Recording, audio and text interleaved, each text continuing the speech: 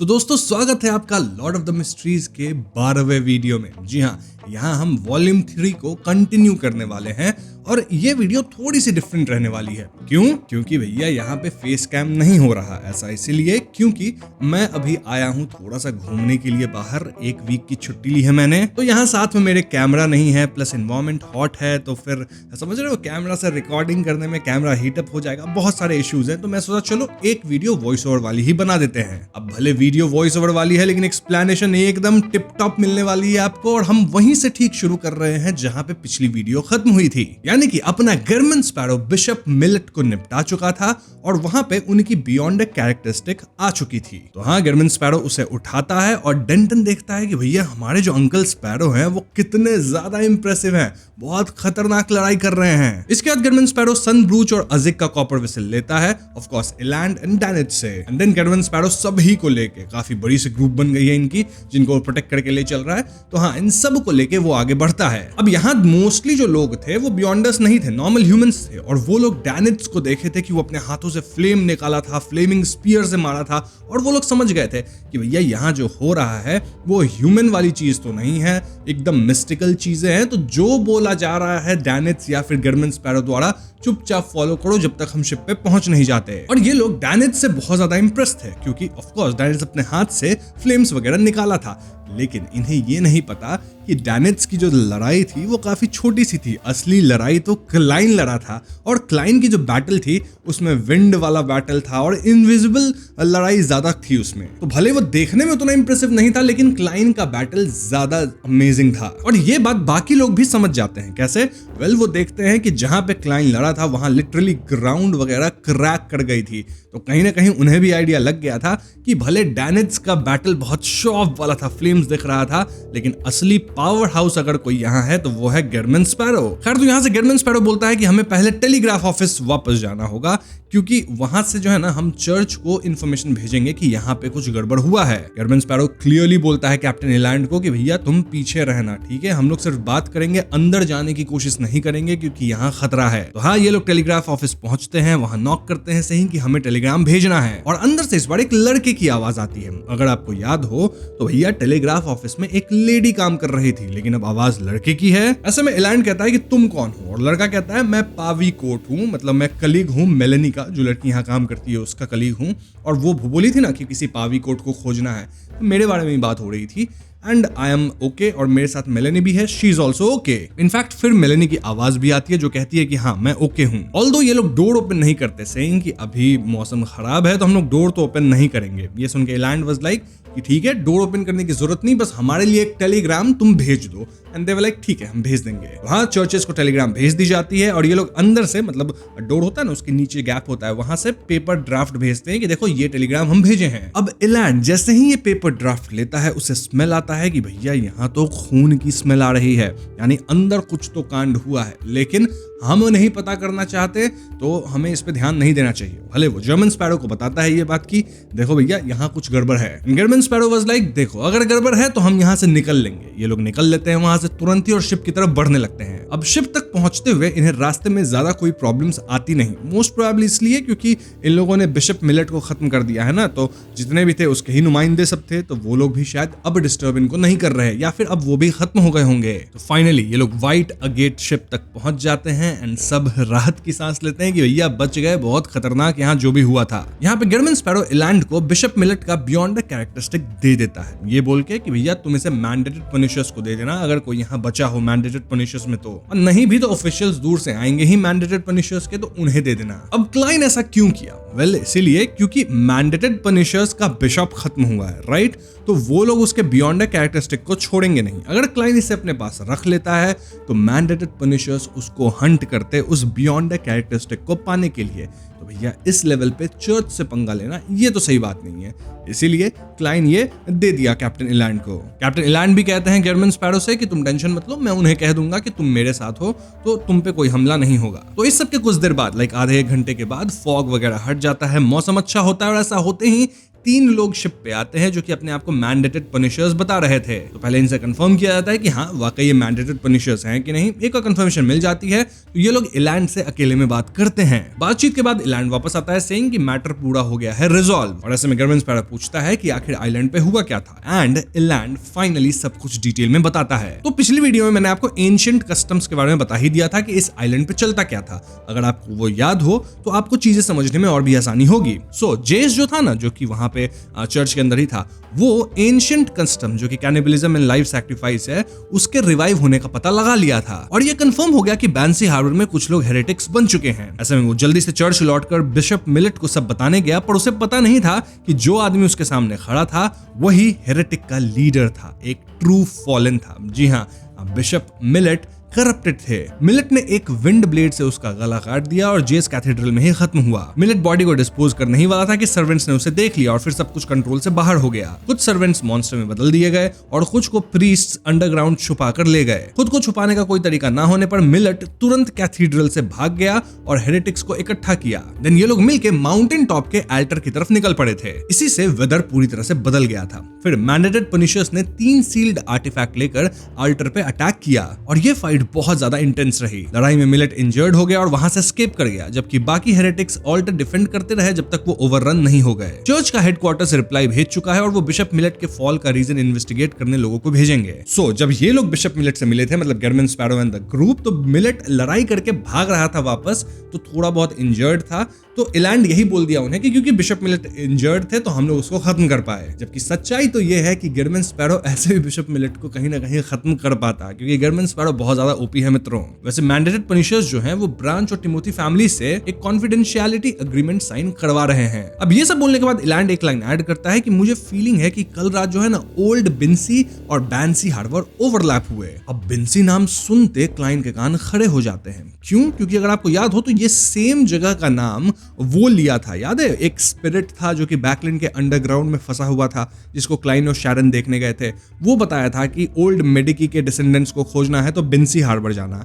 तो ये बिन्सी कौन सी जगह है? इलैंड तुरंत ही क्लैरिफाई करता है कि जो बैंसी हार्बर है ना, इसका ही पुराना नाम बिन्सी हुआ करता था। यानी कि दोस्तों यही वो जगह है। मैं आपको फिर से याद दिला दूं कि क्लाइन बैकलैंड वाले अंडरग्राउंड घर में जो स्पिरिट से मिला था वो बोला था कि अगर तुम रोज रिडेम्पशन के फाउंडर्स में से एक किंग ऑफ एंजल्स मेडिकी या उसके डिसेंडेंट्स को ढूंढना चाहते हो तो बिन्सी टाउन जाकर ट्राई कर सकते हो। अब इसका मतलब आप समझ रहे हो, क्लाइन डिवाइन किया था कि यहाँ एक डॉर्मेंट डेंजर है जिसको छेड़ना नहीं है, और वो डेंजर कहीं ना कहीं इसी एंजल से जुड़ा हो सकता है। एंड इट वाज गुड कि क्लाइन उसे छेड़ा नहीं, क्योंकि अगर वो छेड़ता तो क्लाइन का बचना नामुमकिन होता।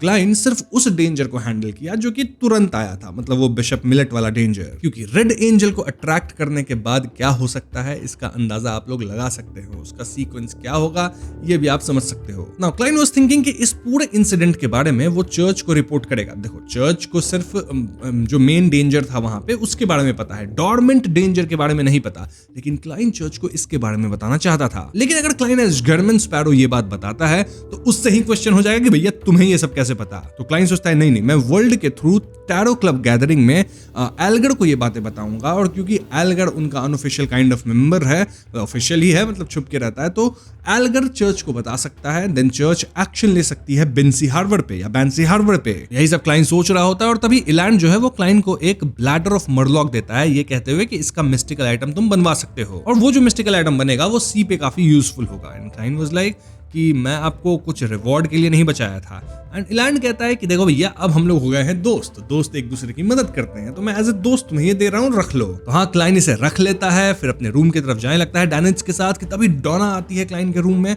और वो कहती है कि अंकल स्पैरो, मेरी फैमिली आपको ये भेजी है, और उसके हाथ में था 150 पाउंड। जी हाँ, वो जो फैमिली जिनको क्लाइन बचाया है, Timothy family and branch family, वो लोग मिल के क्लाइन को 150 पाउंड दिए हैं। अब डोना यहाँ क्वेश्चन करना शुरू करती है क्लाइन से कि कल कौन से मॉन्स्टर्स है, वहां क्या सब हो रहा था। एंड क्लाइन कहता है देखो भैया, ये सब बियॉन्डर पावर्स है, तुम्हें नहीं समझ में आएगा उतना, एंड मॉन्स्टर्स रियल होते हैं, बच के रहना होगा। और बाकी अगर कोई सवाल है तो इस डैनिज से पूछो, मेरे से मत पूछो। ये सब सुन के डोना वाज लाइक, अंकल स्पैरो आप सुपरमैन की तरह हैं, मतलब एम्परर रोजेल बताए हैं ना कि सुपरमैन जैसा क्या होता है उसका डिपिक्शन दिए हैं, वैसे ही आप है। मतलब एम्परर रोजेल सुपरमैन भी इस दुनिया में बता चुका है कि क्या होता है, कैसा होता है, कितना कॉपी करेगा भाई एम्परर। खैर, क्लाइन यहाँ नोटिस करता है कि डोना ये सब चीज में कुछ ज्यादा ही इंटरेस्ट दिखा रही है, और ऐसे में क्लाइन साइन अपना अपीयरेंस थोड़ा सा चेंज करता है, स्किन वगैरह लूज कर देता है, थोड़ा भूतिया डरावना अपीयरेंस बना के डोना को कहीं ना कहीं डरा देता है, इसलिए ताकि वो डिस्करेज हो जाए इन सब चीजों में और भी ज्यादा वेंचर करने से। वहीं कमिंग टू बैकलैंड, ऑड्री वहां सोच रही है कि आज वाली मीटिंग के बाद उसे मूव करना है ईस्ट चेस्टर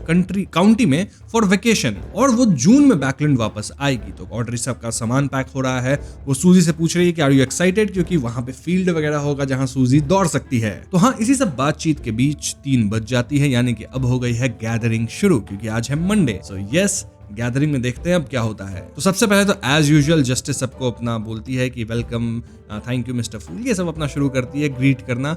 एंड एमलिन कहता है जस्टिस से कि तुम्हारा जो आइटम था ना वो हम लेके आ गए हैं, लेकिन जस्टिस कहती है 1 मिनट एमलिन, ये ट्रांजैक्शन का जो पार्ट होता है ना गैदरिंग, वो बाद में होता है, अभी मिस्टर फूल का रीडिंग टाइम है। तो हाँ, ऑर्डर लाई है एम्परर रोजेल के 3 पेजेस, और फोर्स भी 3 पेजेस लेके आए हैं, यानी कि 6 पेजेस आज मिलने वाले हैं मिस्टर फूल को। इसके अलावा डेरिक कॉपी करके लाया है लेजेंड्स ऑफ एंशिएंट गॉड्स, और एल्गर के लिए लिस्ट ऑफ मॉन्स्टर्स भी लेके आया है डेरिक। तो हाँ, आज तो माल काफी कुछ है पढ़ने के लिए, लेकिन डिसअपॉइंटमेंट तुरंत आती है, क्योंकि इन 6 में से जो 2 पेजेस थे वो रिपीटेड पेजेस थे, तो रिपीटेड इन्फॉर्मेशन लेके कोई फायदा नहीं। और जो 4 पेजेस थे उसमें भी कुछ खास इन्फॉर्मेशन नहीं था। उसमें एम्पायर रोजेल बस ये सोच रहे थे कि आज मैं क्या इन्वेंट करूंगा, मतलब ऑफ कोर्स जो अर्थ पे वो देखे थे उसको कॉपी कर रहे थे इस दुनिया में, तो वही चीजें थी, नथिंग इंपॉर्टेंट। इसी सब के बीच ऑड्री नोटिस करती है कि मिस्टर फूल के टेबल पे वो जो ब्लैक एम्पायर का कार्ड था ना वो वापस आ चुका है। खैर, तो रोजेल के पेजेस में तो कुछ मिला नहीं, तो क्लाइंट सोचता है चलो डेरिक वाला जो इन्फॉर्मेशन है वही पढ़ लेते हैं। एंड इसमें कुछ अच्छे खासे इन्फॉर्मेशन थे। देखो, इस इन्फॉर्मेशन में सेकंड इपॉक के अंत में एंशिएंट गॉड्स को 3 कैंप्स में बांट दिया गया था। Giant king Aurmir, elf king Soniathrym और वैम्पायर एंसेस्टर लिलिथ एक साइड के एलाइज थे, जो dragon of imagination Ankewelt, phoenix ancestor Gregrace और म्यूटेंट किंग कवास्तिर के अगेंस्ट लड़ रहे थे।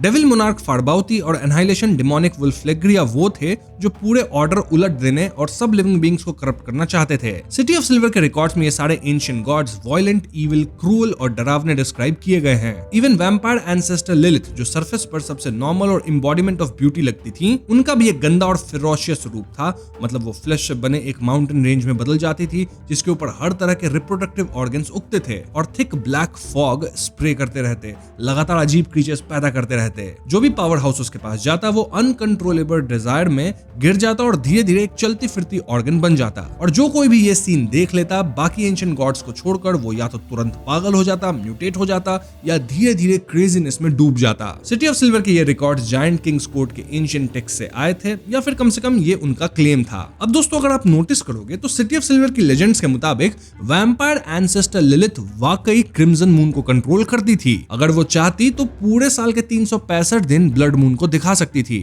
ऐसा होने पर नेगेटिव एनर्जी जमीन पर बेबस होकर फैल जाती, स्पिरिट वर्ल्ड लंबी ड्यूरेशन तक रियलिटी से इंटरैक्ट करता रहता और अनगिनत अनस्पीकेबल मॉन्स्टर्स और इविल स्पिरिट्स रिलीज हो जाती। तो सोच के देखो कितना ज्यादा पावर था वैम्पायर एंसेस्टर लिलिथ के पास। तो हाँ, ये सारे रिकॉर्ड्स जो था, ये इन्फो, ये कहीं ना कहीं डायरेक्ट कलेक्ट करके लाया था, जिसको मिस्टर फूल पढ़ लिए। तो मिस्टर फूल का रीडिंग टाइम हो गया है खत्म, तो अब शुरू होगा ट्रांजैक्शंस का टाइम। तो सबसे पहले जो अपना मून है वो मिस जस्टिस के लिए लेके आ गया है the fruit of the tree of elders and blood of a mirror dragon, जिसका कॉस्ट होगा 750 पाउंड, और साथ ही वो अपना 100 पाउंड कमीशन भी लेगा, यानी 850 पाउंड ऑड्री को देना होगा एमलिन को। Deal done. यालकर कहता है कि वो एमलिन के लिए सैंग्विन बैरन का इनहेरिटेंस जुगाड़ कर सकता है और उसे चाहिए 4500 पाउंड। वैसे एल्गर को ये मिल रहा था 3200 में ही, 1300 का कमीशन मारने के चक्कर में है बंदा। वहीं एमलिन सोच रहा है कि भाई मेरे पास तो 500 भी नहीं है, क्योंकि जितना भी उसके पास पैसा आता है ना वो सब डॉल्स खरीदने में खर्चा कर देता है। मैंने आपको बताया था ना, एमलिन का पता नहीं क्या फेटिश है कि भैया उसको डॉल्स चाहिए सुंदर सुंदर। यहाँ में बताया जाता है कि एमलिन आज तक 7000 से ज्यादा पाउंड खर्च कर चुका है इसी तरह की डॉल्स को बनाने में। डॉल्स के साथ ही रहता है हमेशा बंदा। तो एमलिन सोच रहा है अब थोड़े पैसे बचाने होंगे, डॉल्स पे कम खर्चा करना होगा, 1-2 ड्रेस डॉल के लिए कम खरीदना होगा। फॉर नाउ एमलिन कहता है कि मैं सोचूंगा कि मुझे वो चाहिए कि नहीं। अरे सोचेगा क्या तू, तेरे पास पैसा है ही नहीं। उसका दाम 4500 बता रहा है एल्गर और तेरे पास है 500। ठीक है, 4000 का डिफरेंस है। ये 19-20 का फर्क नहीं, 19 और 20 लाख का फर्क है। खैर, इसके बाद एल्गर ऑड्री से कहता है कि आपने जो मिस्टिकल आइटम बनवाने का सोचा था वो आर्टिजन बना दिया है। अब ये चीज कैसी है? वेल, ये चीज तुम्हारी अपीयरेंस को सच में बदल सकती है और तुम्हें 3 बियॉन्डर पावर्स देती है। पहला फ्लेम कंट्रोलिंग, दूसरा डैमेज ट्रांसफर और तीसरा डेंजर इंट्यूशन। साथ ही तुम्हारा बैलेंस और एजिलिटी भी इंप्रूव हो जाता है। ये बेसिकली एक सिल्वर मास्क है, लेकिन ये हैट या ईयररिंग भी बन सकता है, अपनी शेप चेंज कर सकता है और तुम चाहो तो इसे एक नाम भी दे सकती हो ना। ऑफ कोर्स इसका एक छोटा फ्लॉ भी है। फ्लॉ ये है कि इससे पहनने पर तुम्हारे जो इमोशंस होते हैं ना वो एम्पलीफाई हो जाते हैं और तुम्हें खुद को कंट्रोल करना सीखना पड़ता है। बट अगर सोच के देखो तो एक साइकियाट्रिस्ट के लिए ये चीज बहुत प्रॉब्लमैटिक नहीं होगी,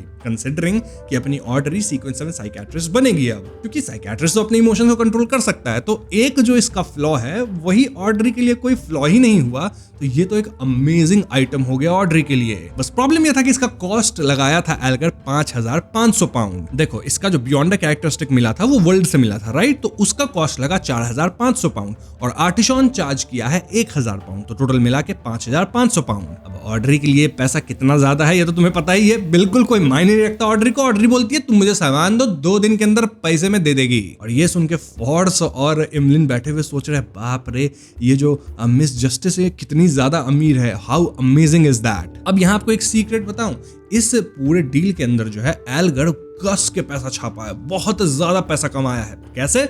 वेल आर्टिशॉन एक्चुअली में 1000 पाउंड चार्ज नहीं किया था, 600 ही चार्ज किया था, 400 एल्गर रख रहा था और 4500 पाउंड जो बियॉन्ड द कैरेक्टरिस्टिक का कॉस्ट था उसमें से भी कहीं ना कहीं 15% जो था वो एल्गर को मिलने वाला था कमीशन, वो वर्ल्ड बोला था, वो हो जाता है 675 पाउंड। दोनों को जोड़ दोगे तो 1075 पाउंड बैठे बैठे एल्गर की पॉकेट में है। और क्लाइन भी तो अपना अमीर हो रहा है। कुछ ही दिनों पहले तक क्लाइन के पास 10 पाउंड भी नहीं बचा था, अभी अचानक से उसके पास अच्छे खासे पैसे आ जाएंगे। तो समझ रहे हो ये सारे पैसे जो है वो कहां से आ रहे हैं? मिस जस्टिस भर रही है सबके लिए, एक तरह से देखा जाए तो मिस जस्टिस कहीं ना कहीं टैरो क्लब की फाइनेंशियल बैकबोन है मित्रों। नाउ डेरिक भी स्पिरिट्स ईस्टर स्टमक पाउच ले आया है फोर्स के लिए और वो फोर्स को दे देगा, जिसके बदले में फोर्स हैंग्ड मैन को 300 पाउंड देगी और हैंग्ड मैन देगा सोलर हाई प्रीस्ट फॉर्मूला तुमको डेरिक को, और बदले में जो थोड़ा अमाउंट बचा उसके बदले में डेरिक देगा list of monsters hanged man को। देख रहे हो कितना खतरनाक तरीके से यहाँ डीलिंग्स चल रही है मित्रों। और क्योंकि हैंग्ड मैन इतने सारे ट्रांजैक्शन के अंदर घूम रहा है तो कहीं ना कहीं अब उसके पास अच्छे खासे पैसे जमा हो गए हैं, तो अब वो मिस मजिशियन के थ्रू ड्रैगन आइड सी कॉन्डोर के आईबॉल्स को खरीद सकता है। तो वो कहता है मिस मजिशियन को आप वो आइटम प्रिपेयर करो, मैं आपको पैसे दे दूंगा। नाउ ट्रांजैक्शन के एंड में क्लाइन ने द वर्ल्ड को मैनिपुलेट करके एंशिएंट रैट्स की रेमिनेंट स्पिरिचुअलिटी और एक 6 विंग्ड गार्गोइल की आंख की एक पेड़ खरीदने की रिक्वेस्ट की। ऑफ कोर्स ये सब थोड़े सप्लीमेंट्री इंग्रेडिएंट्स है जो कि उसको चाहिए, किस चीज के लिए वो आप भी समझ रहे होंगे। और दोस्तों अगर देखा जाए तो आज का जो ट्रांजैक्शन हुआ है इसके बाद सभी कहीं ना कहीं एक सीक्वेंस ऊपर जाएंगे। मतलब फोर्स अब ट्रिक मास्टर बन जाएगी, ऑर्डरी साइकियाट्रिस्ट की तरफ बढ़ेगी, एल्गर का भी एक सीक्वेंस बढ़ जाएगा। बच गया तो सिर्फ अपना एमलिन, मतलब उसके पास भी माल है आगे बढ़ने के लिए लेकिन पैसा उतना नहीं है कि वो उसे खरीद सके। तो हाँ कहीं ना कहीं टैरो क्लब बहुत तेजी से ग्रो कर रहा है under the leadership of mister Fool, of course, जो कि क्लाइन मोरेटी है, आज जो कि गर्मिन स्पैरो भी है और जो कि शर्लॉक मोरियार्टी भी है। खैर तो अब जनरल डिस्कशन की बारी आती है जहां डेरिक को सबसे पहले एल्गर कहता है कि भैया तुम जो ट्रांजैक्शन वगैरह करते हो सैक्रिफिशियल रिचुअल के थ्रू सब कुछ सामान इधर उधर करवाते हो तो थोड़ा ध्यान देना, हो सकता है तुम पे अभी भी नजर रखा जा रहा हो सिटी ऑफ सिल्वर में, तो ये सब देख के करना। देन एल्गर कहता है कि सी में तो अभी कुछ हुआ नहीं, सी बहुत काम है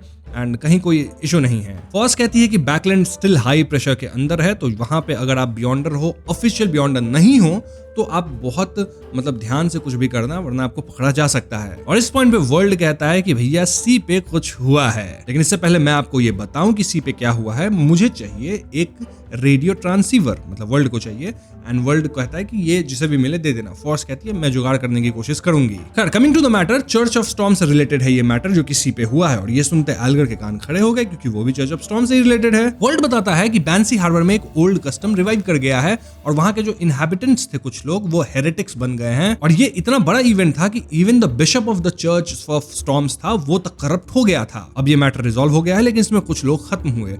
नाउ ये कौन सा रिचुअल था वो मैंने आपको बता दिया है और यही चीज यहाँ एक्सप्लेन की जाती है टैरो क्लब गैदरिंग में। अगेन मैं रिपीट नहीं करूंगा। नाउ ये सब सुन के मिस्टर फूल जानबूझ के हंसते हैं और बोलते हैं कि इससे तो मुझे किंग ऑफ एंजल्स की याद आती है, और जान के मिस्टर फूल ऐसा कहे हैं ताकि ये बात कहीं ना कहीं एल्गर समझे और इस बात को रिपोर्ट कर दे चर्च ऑफ स्टॉर्म्स को। वहीं फोर्स सोच रही है कि भैया यहाँ कितनी बड़ी बड़ी बातें होती है, सीधे एंजल्स गॉड्स की बातें होती है, मैं हूं यहाँ सीक्वेंस 9। वहीं एमलिन बहुत प्राउड है इस गैदरिंग के अंदर क्योंकि कहीं ना कहीं एमलिन को लगता है कि मैं ही सैंग्विन्स को बचाने वाला हूं, मैं ही वो मसीहा बनूंगा। समझ रहे हो बात? तो एमलिन सोच रहा है कि यही बड़े बड़े नॉलेज जब मिलेगी मुझे तभी तो मैं भी आगे इंप्रूव करूंगा और सैंग्विन्स को बचाऊंगा। सो या एवरीवन इज हैप्पी। अब इस पॉइंट पे एल्गर पूछता है कि कौन सा किंग ऑफ एंजल था और फूल बोलते हैं मेडिकी।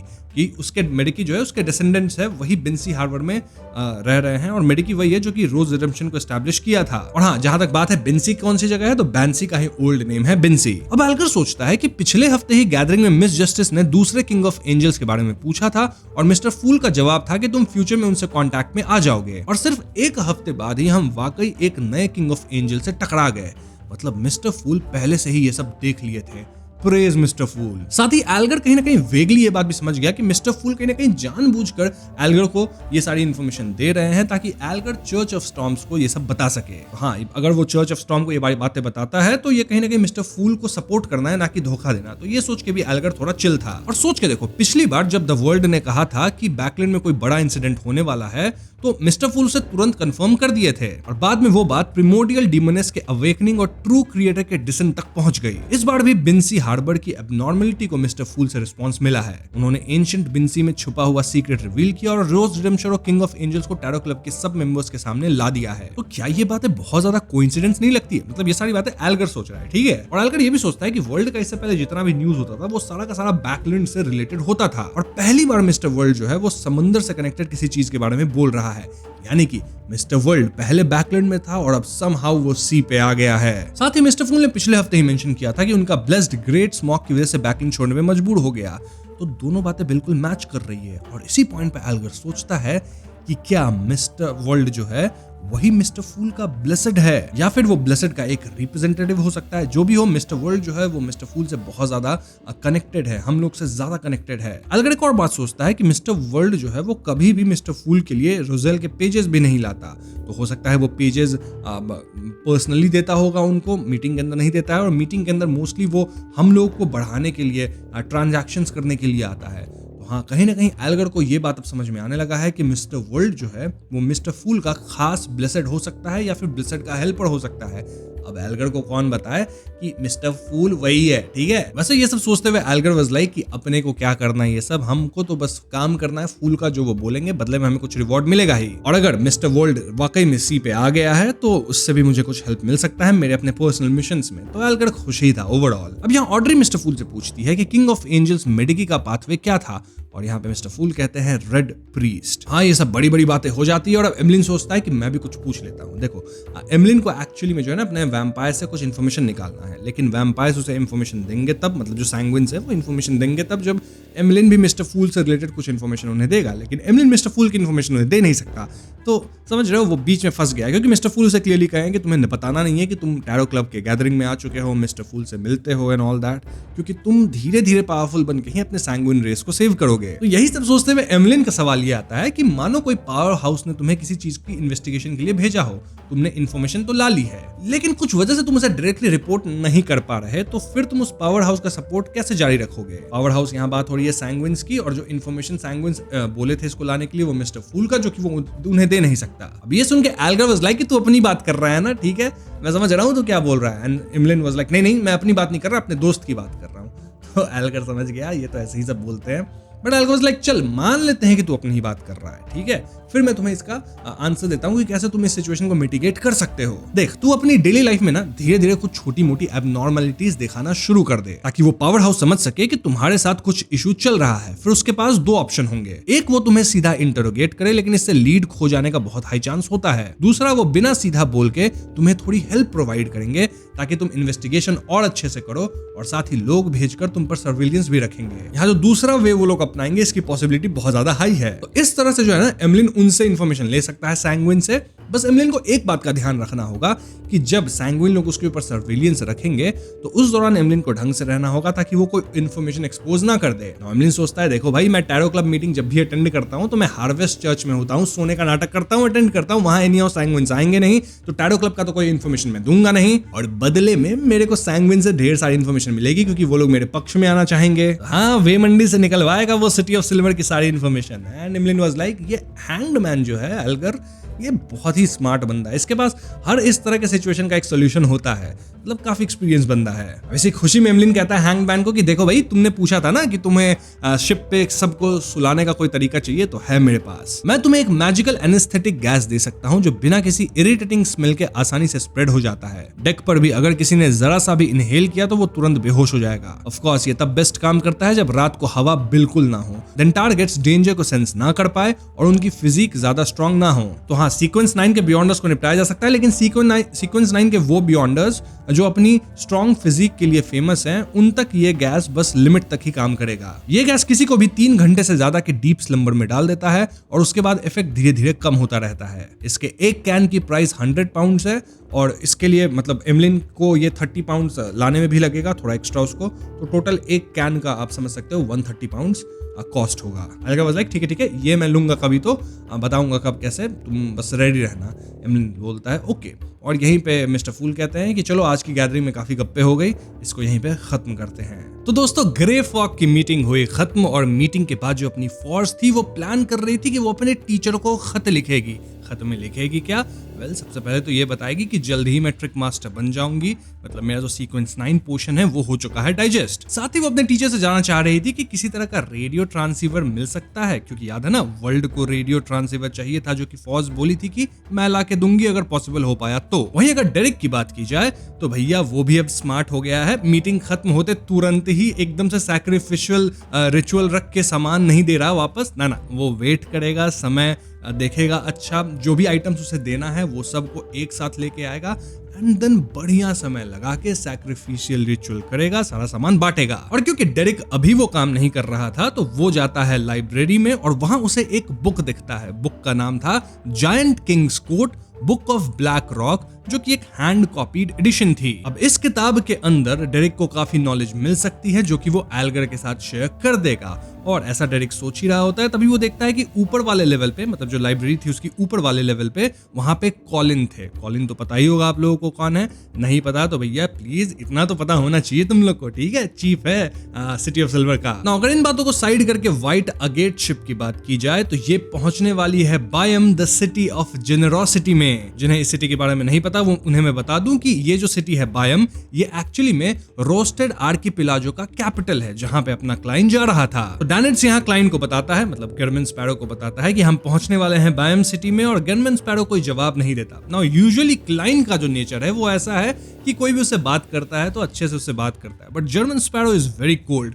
वो सिर्फ नॉड करता है, हाँ बस इतना करता है और ज्यादा बातों पे ध्यान देता नहीं। अब इसका मतलब ये नहीं कि क्लाइंट बातें सुन नहीं रहा, सुनता है, समझता है, बस एक्ट करता है जर्मन स्पैरो जैसा, ठीक है? फेसलेस है बंदा तो एक्ट करना होगा पोशन डाइजेस्ट करने के लिए। इनफैक्ट यहाँ क्लाइंट फील करता है कि उसका पोशन थोड़ा बहुत डाइजेस्ट हुआ भी है। तो जर्मन स्पैरो यहाँ डैनिट से कहता है कि भैया बायम पोर्ट आ गया है तो you are free to go, तुमको जहां भी जाना है वहां तुम जा सकते हो। बस जाने से पहले जितने भी पायरेट्स लोग हैं इस एरिया में, उनका अगर कोई पॉइंट ऑफ कांटेक्ट है तो वो बताते जाओ। डैनिट्स भी यहाँ सब कुछ बता देता है एक्सेप्ट फॉर अपना पॉइंट ऑफ कांटेक्ट, मतलब उसकी जो कैप्टन है उनका पॉइंट ऑफ कांटेक्ट छोड़कर बाकी सबका बता देता है जो उसको पता था। तो हाँ, शिप रुकती है और सब लोग उतरने लगते हैं, जहां पे गर्मिन स्पैरो की मुलाकात होती है उर्दी ब्रांच से, जिनके फैमिली को गर्मिन स्पैरो बचाया है। और उर्दी ब्रांच कहते हैं कि देख भाई, I am very impressed by you, तो अगर कभी फ्यूचर में मुझे तुम्हें हायर करना पड़ा तो मैं कैसे तुमसे कांटेक्ट कर सकता हूं? गर्मिन स्पैरो बोलता है कि देखो, यहाँ सोनिया मॉर्निंग पोस्ट करके एक पेपर है जो कि काफी फेमस है,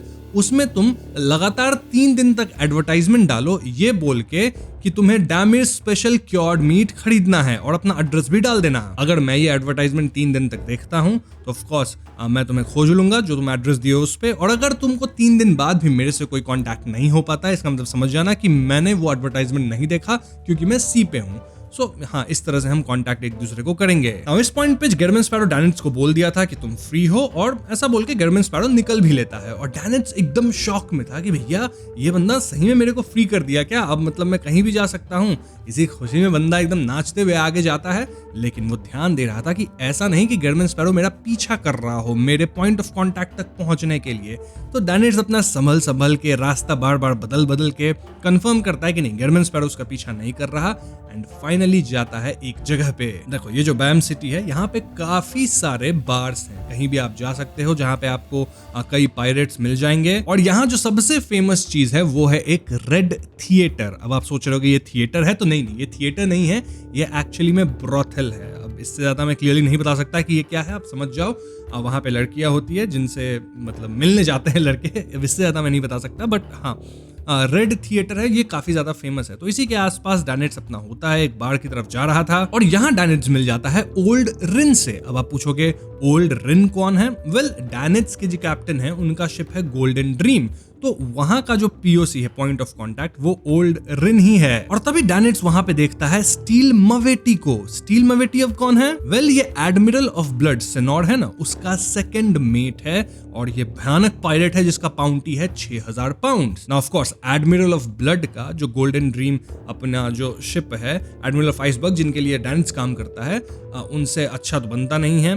एंड ऑफ कोर्स इसके लिए डैनिट्स पे हमला हो सकता है। अब हमला होने का एक और कारण है जो कि मैं आपको थोड़ी देर में बताऊंगा, लेकिन यहाँ आपको एक दूसरी बात मैं बताता हूँ जिसको आप ध्यान से सुनना। तो देखो, ओल्ड रिन एक्चुअली में डैनिट्स के लिए काम करता था, मतलब डैनिट्स के लिए नहीं कह सकते, एडमिरल ऑफ आइसबर्ग के लिए काम करता था, गोल्डन ड्रीम की जो कैप्टन है। लेकिन ओल्ड रिन पे हमेशा से एक शक था कि भैया ये डबल एजेंट का काम करता है, मतलब ये एडमिरल ऑफ ब्लड का भी इंटेलिजेंस रिपोर्ट देता है उनको भी।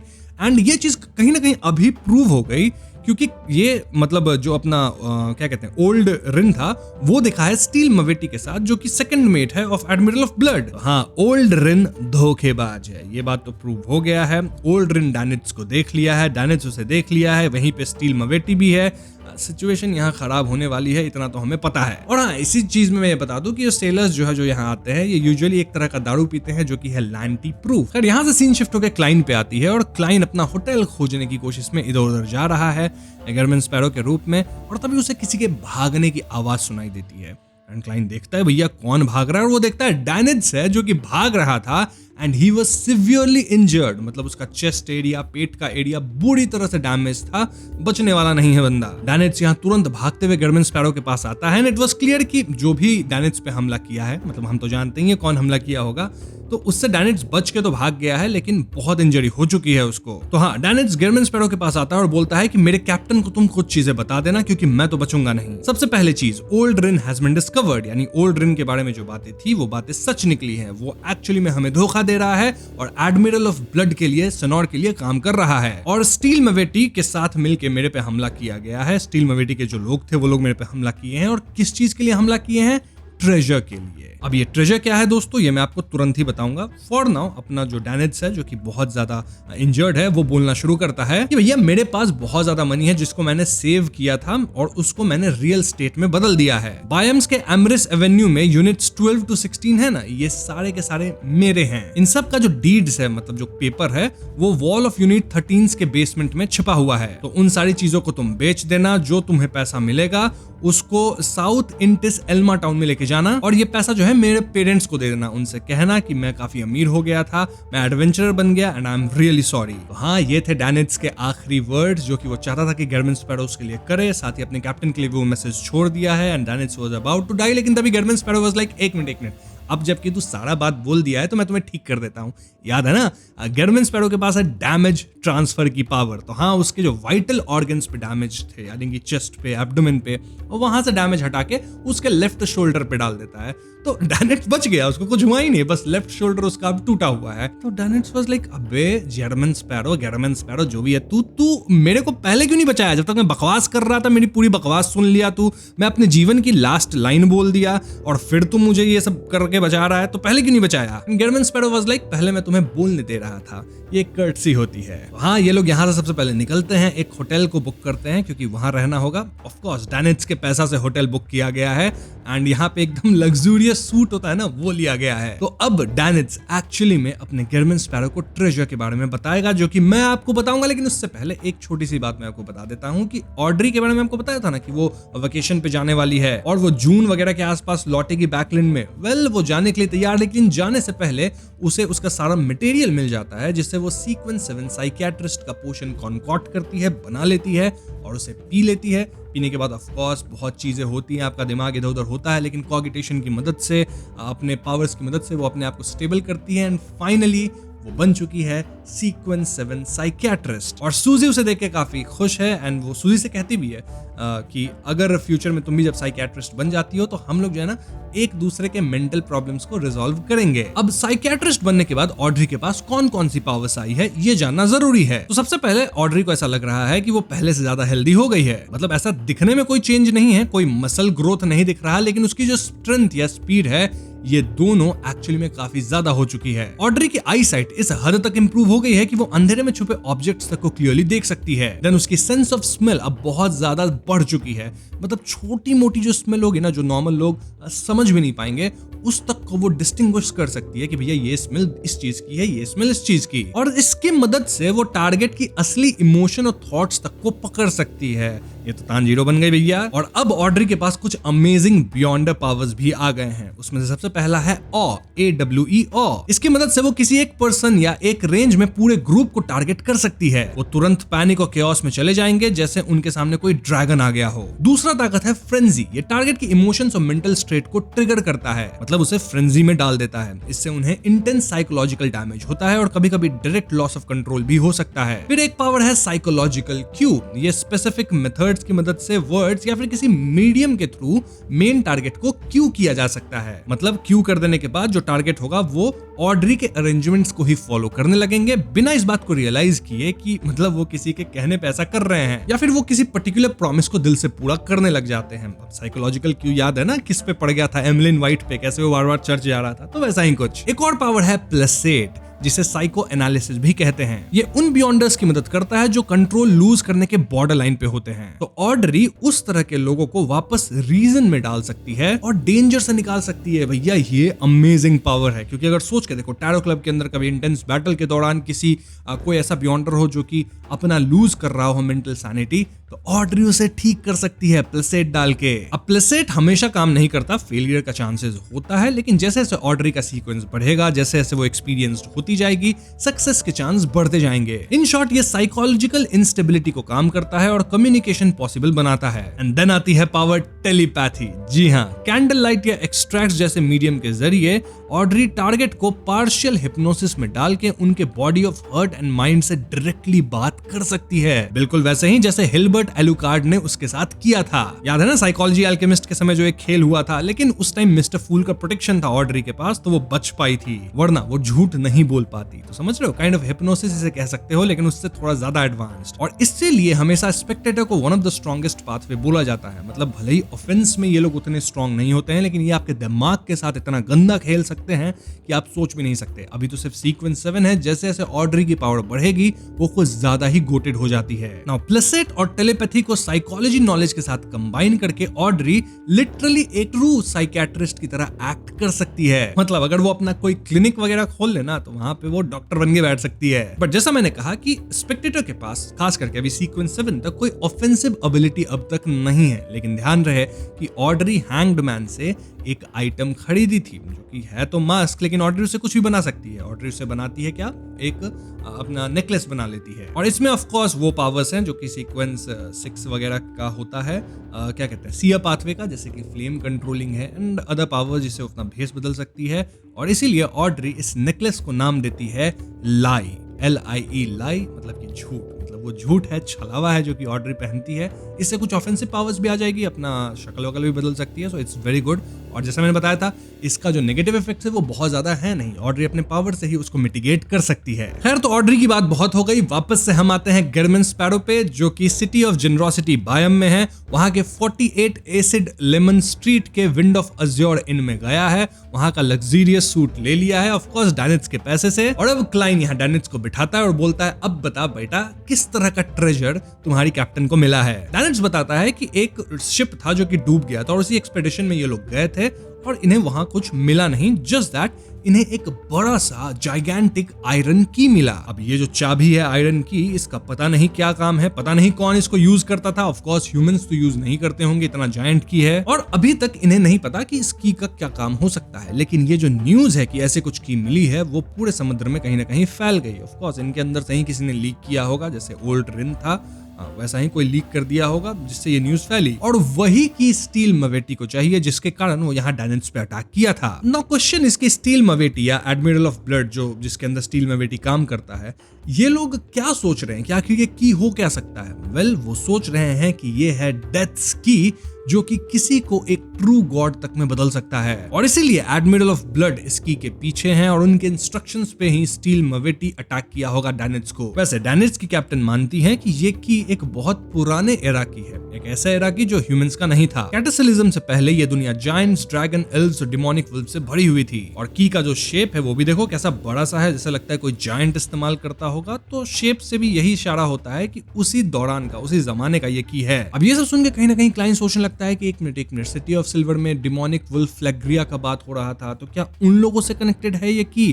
क्या इस की मदद से हम सिटी ऑफ सिल्वर को और हमारी दुनिया को कनेक्ट कर सकते हैं? पता नहीं ये की किस चीज की है, बट हाँ, अभी क्लाइंट एज गेरमन स्पैरो है तो ज्यादा ऐसा दिमाग सोचने वाला फेस नहीं बना सकता, तो तुरंत वो बात चेंज करता है और बोलता है कि भैया तुम लिख के बताओ कि एडमिरल ऑफ ब्लड सिनोर है, साथ ही जो उसके जो लोग हैं स्टील मवेटी या उसके लोग, ये लोग क्या क्या कुकांड किए हैं, कितने कांड ये लोग किए हैं, सब लिख के मेरे को दो। डैनिट्स पूछता है तुम क्यों इंटरेस्ट ले रहे हो इसमें? एंड गेरमन स्पैरो वाज लाइक क्योंकि मैं उन्हें हंट करने वाला हूँ। जी हाँ दोस्तों, गेरमन स्पैरो आ गया है वापस से फॉर्म में, और यहाँ पे डैनिट्स तुरंत लिख के देता है कि भैया ये लोग इस तरह के कांड कर चुके हैं जो कि ऑफकोर्स बहुत बुरा था। मैंने आपको बता ही चुका है कि एडमिरल ऑफ ब्लड जो है वो बहुत ज्यादा बदमाश है। वो जिस शिप को रेड करता है वहां की औरतों के साथ गलत करता है, वहां के लोगों को खत्म करता है, मतलब बहुत ही क्रूर है।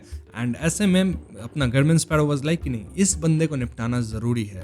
एडमिरल ऑफ ब्लड को तो निपटाएंगे ही, लेकिन पहले इसके नुमाइंदों से निपट ले, जो कि है स्टील मवेटी, जो कि मेरे सामने है अभी तो। और इसीलिए गेरमन स्पैरो डैनिट्स से पूछता है कि चल अब ये बता कि स्टील मवेटी और उसके लोग हैं उनकी पावर्स क्या है, और साथ ही एडमिरल ऑफ ब्लड के बारे में मुझे बता दो। डैनिट्स बताना शुरू करता है कि एडमिरल ऑफ ब्लड सिनोर के बारे में शक है कि वो एक इविल स्पिरिट है। जो भी उसे टकराया है वो बहुत अजीब तरीके से खत्म हुआ है। कोई खुद ही अपने आप का गला दबा देता है, कोई अपना मुंह उड़ा देता है, कोई बॉम्ब के गले लग जाता है या अपने ही कंपेनियंस को खत्म कर देता है। और ये सुनते क्लाइंट तुरंत समझ जाता है कि भैया ये एडमिरल ऑफ ब्लड सिनोर जो है वो एक्चुअली में क्या है। वो हो सकता है सीक्वेंस 5, जो कि अपनी मिस बॉडीगार्ड शैरन भी है। याद है ना सीक्वेंस 5 क्या है और शैरन की पावर्स किस तरह की है? वो किसी को पजेस कर सकती है, उनसे कुछ भी करवा सकती है। सो यस, वैसा ही पावर इसका भी है। वैसे सीक्वेंस 5 क्या है, शैरन कौन से पाथवे पे है, ये आप कमेंट में बताओ, ठीक है? हर बार मैं चीजें रिपीट नहीं करूंगा। खैर, डैनिट्स आगे बताता है कि सिनोर एक बहुत ही डरावनी चीख निकाल सकता है। पिछली बार जब उसका सिनोर से सामना हुआ था तो डैनिट्स लगभग बेहोश हो गया था, डेक से गिरकर समुद्र में गिर गया था। वैसे डैनिट्स अपने आप को संभाला और रिटर्न में वो उनकी एक बोट को आग लगा के भाग गया था। नाउ सिनोर जो है वो अनडेड मैजिक का मास्टर है। वो बहुत ही क्रूल है, ब्लड थर्स्टी है और डिजायर से भरा हुआ है। उसके टारगेट्स मेल भी हो सकते हैं, फीमेल भी और ह्यूमनॉइड क्रीचर्स भी। डैनिट्स की कैप्टन मानती है कि सिनोर के पास एक पावरफुल मिस्टिकल आइटम है, जिसमें से जिस आइटम के कारण उसका जो लक है वो बहुत ज्यादा इनहैंस हो जाता है। मतलब सिनोर से लड़ते वक्त हमेशा जो ओपोनेंट होते हैं वो एन मोमेंट पे कुछ ना कुछ ब्लंडर कर देते हैं, लाइक फिसल जाएंगे या उनका कोई पावर काम नहीं करेगा। इसका दूसरा एग्जांपल आप ऐसे ले सकते हो कि सिनोर एक बार लगातार 21 बेट जीत गया था इन अ रो, तो ऑफ कोर्स लक का कुछ तो उसके पास मिस्टिकल आइटम है। एंड जब भी लक की बात होती है तो ऑफ कोर्स ये मॉन्स्टर पाथवे की बात हो रही है। मतलब सिनोर नहीं है मॉन्स्टर पाथवे से, उसके पास जो मिस्टिकल आइटम है वो बना होगा मॉन्स्टर पाथवे के किसी बियॉन्डर से, जिससे वो सील्ड आर्टिफैक्ट बना। समझ रहे हो बात? नाउ सिनोर के पास 7 से 8 शिप्स हैं और उसमें से फ्लैगशिप है tree of flash and blood. Sinor के 10 पावरफुल सबऑर्डिनेट्स हैं और स्टील मवेटी जो है वो सेकंड मेट है ऑफ द फ्लैगशिप। उसकी बॉडी स्टील की जैसी है, तभी उसका ऐसा नाम है। और ऑफ कोर्स बॉडी स्टील जैसी है तो वो बुलेट्स को झेल सकता है, कैनन बॉल्स को झेल सकता है। उसे आग से डर नहीं लगता, उसे डूबने का खतरा नहीं है। इनफैक्ट वो काफी स्ट्रॉन्ग है और फास्ट है। वो अपने ओपोनेंट को एकदम चीर फाड़ सकता है, इतना ताकतवर है। और उसके पास भी certain level of undead related spells हैं। इन स्पेल के अलावा वो ज़ॉम्बीज को समन कर सकता है एंड पपेट्स को रियर कर सकता है। अब इसकी पावर अगर आप ध्यान से देखो दोस्तों तो कहीं ना कहीं मैरिक से मिल रही है। एंड मैरिक और मिस बॉडीगार्ड यानी मिस शैरन जो थी वो पता है ना कौन से ऑर्गेनाइजेशन से भाग के आई थी? रोज स्कूल ऑफ थॉट। तो क्या ये एडमिरल ऑफ ब्लड का जो पूरा एरिया, मतलब जो लोग हैं ये लोग क्या रोज स्कूल ऑफ थॉट का ही आउटर सर्कल हैं? मतलब क्या ये लोग रोज स्कूल ऑफ थॉट से ही कटे हैं? क्योंकि जो एडमिरल ऑफ ब्लड की बातें बताई गई है, जिस तरह से वो बेरहम है, अपनी सोच पे गिव इन कर देता है, बहुत डिजायर्स है उसके, ये सब कहीं ना कहीं रोज स्कूल ऑफ थॉट को ही डिनोट कर रहे हैं। तो हाँ, क्लाइंट ये सब तो मन में सोच रहा है, काफी कुछ कनेक्शंस वो बना रहा है, लेकिन कुछ बोलता नहीं है है, क्योंकि ऑफ कोर्स वो अभी गेरमन स्पैरो है, तो वैसा ही ऑरा मेंटेन करना होगा। नाउ डायनेट्स बताता है कि जो स्टील मवेटी है उसके पास कोई मिस्टिकल आइटम नहीं है, मतलब एटलीस्ट जितना वो जानता है, लेकिन उसके पास ज़ॉम्बीज वगैरह तो है ही, साथ ही उसके साथ कुछ लोग हमेशा रहते हैं जो कि सीक्वेंस 7 या 8 वाले लोग होंगे। तो हाँ, अगर स्टील मवेटी को हंट करना है तो हमें प्लान करना होगा। क्लाइन सोचता है कि एक बार रेडियो मिल जाए ना तो फिर मॉनिटर करवा सकते हैं डैनिट्स से कि मतलब क्या बातें चल रही है और उसी हिसाब से हम प्लानिंग कर सकते हैं। और ना गेरमन स्पैरो यहाँ डैनिट्स से कहता है कि तुम स्टील मवेटी के बारे में जितनी इन्फॉर्मेशन निकाल सकते हो निकालो, क्योंकि आज रात गेरमन स्पैरो जॉइन्स द हंट। जी हाँ मित्रों, गेरमन हंट करने वाला है स्टील मवेटी और उसके सबऑर्डिनेट्स को। वहीं एल्गर भी इसी जगह पे आ गया है, मतलब बायम में आ गया है, और उसको समन किया जाता है लोकल डाइकोसिस के बिशप द्वारा, है ना। एल्गर भले ही पायरेट की तरह एक्ट करता है, पायरेट वाला शिप है उसका मस्त सा, लेकिन वो एक्चुअली में चर्च ऑफ स्टॉर्म के लिए काम कर रहा है। तो हाँ, एल्गर बिशप से मिलता है और बिशप उसे बताते हैं कि ऐसी खबर फैली है कि वाइस एडमिरल आइसबर्ग को डेथ की मिल गई है और सारे पायरेट्स की आंख इस पे है, तो एल्गर का काम है इस चीज को इन्वेस्टिगेट करना है। एल्गर बोलता है ठीक है भैया, कर देंगे चर्च के लिए इन्वेस्टिगेट। यहाँ से निकलता है एल्गर और सोचता है कुछ ऐसी जगह पे जाते हैं जहाँ पे पायरेट्स मुझे मिल जाए। मतलब बायम में तो ऐसी बहुत सी बार है, बहुत सी जगह है, और यहाँ जाने का एल्गर का 2 रीजन था। पहला रीजन कि पायरेट्स के पास से ही ऐसी खबर मिल सकती है, और दूसरा रीजन कि किसी ऐसे नल्ले पायरेट को पकड़ लेगा जिसके ऊपर कुछ बाउंटी होगा, उसे खत्म कर देगा और बाउंटी कलेक्ट कर लेगा, पैसे भी कमा लेंगे। तो हाँ, दोनों इंटेंशन से एल्गर जाता है। और उसे जाना कहाँ होगा? ऑफ कोर्स उसे किसी बार के पास जाना होगा जहाँ गैम्बलिंग होता हो, क्योंकि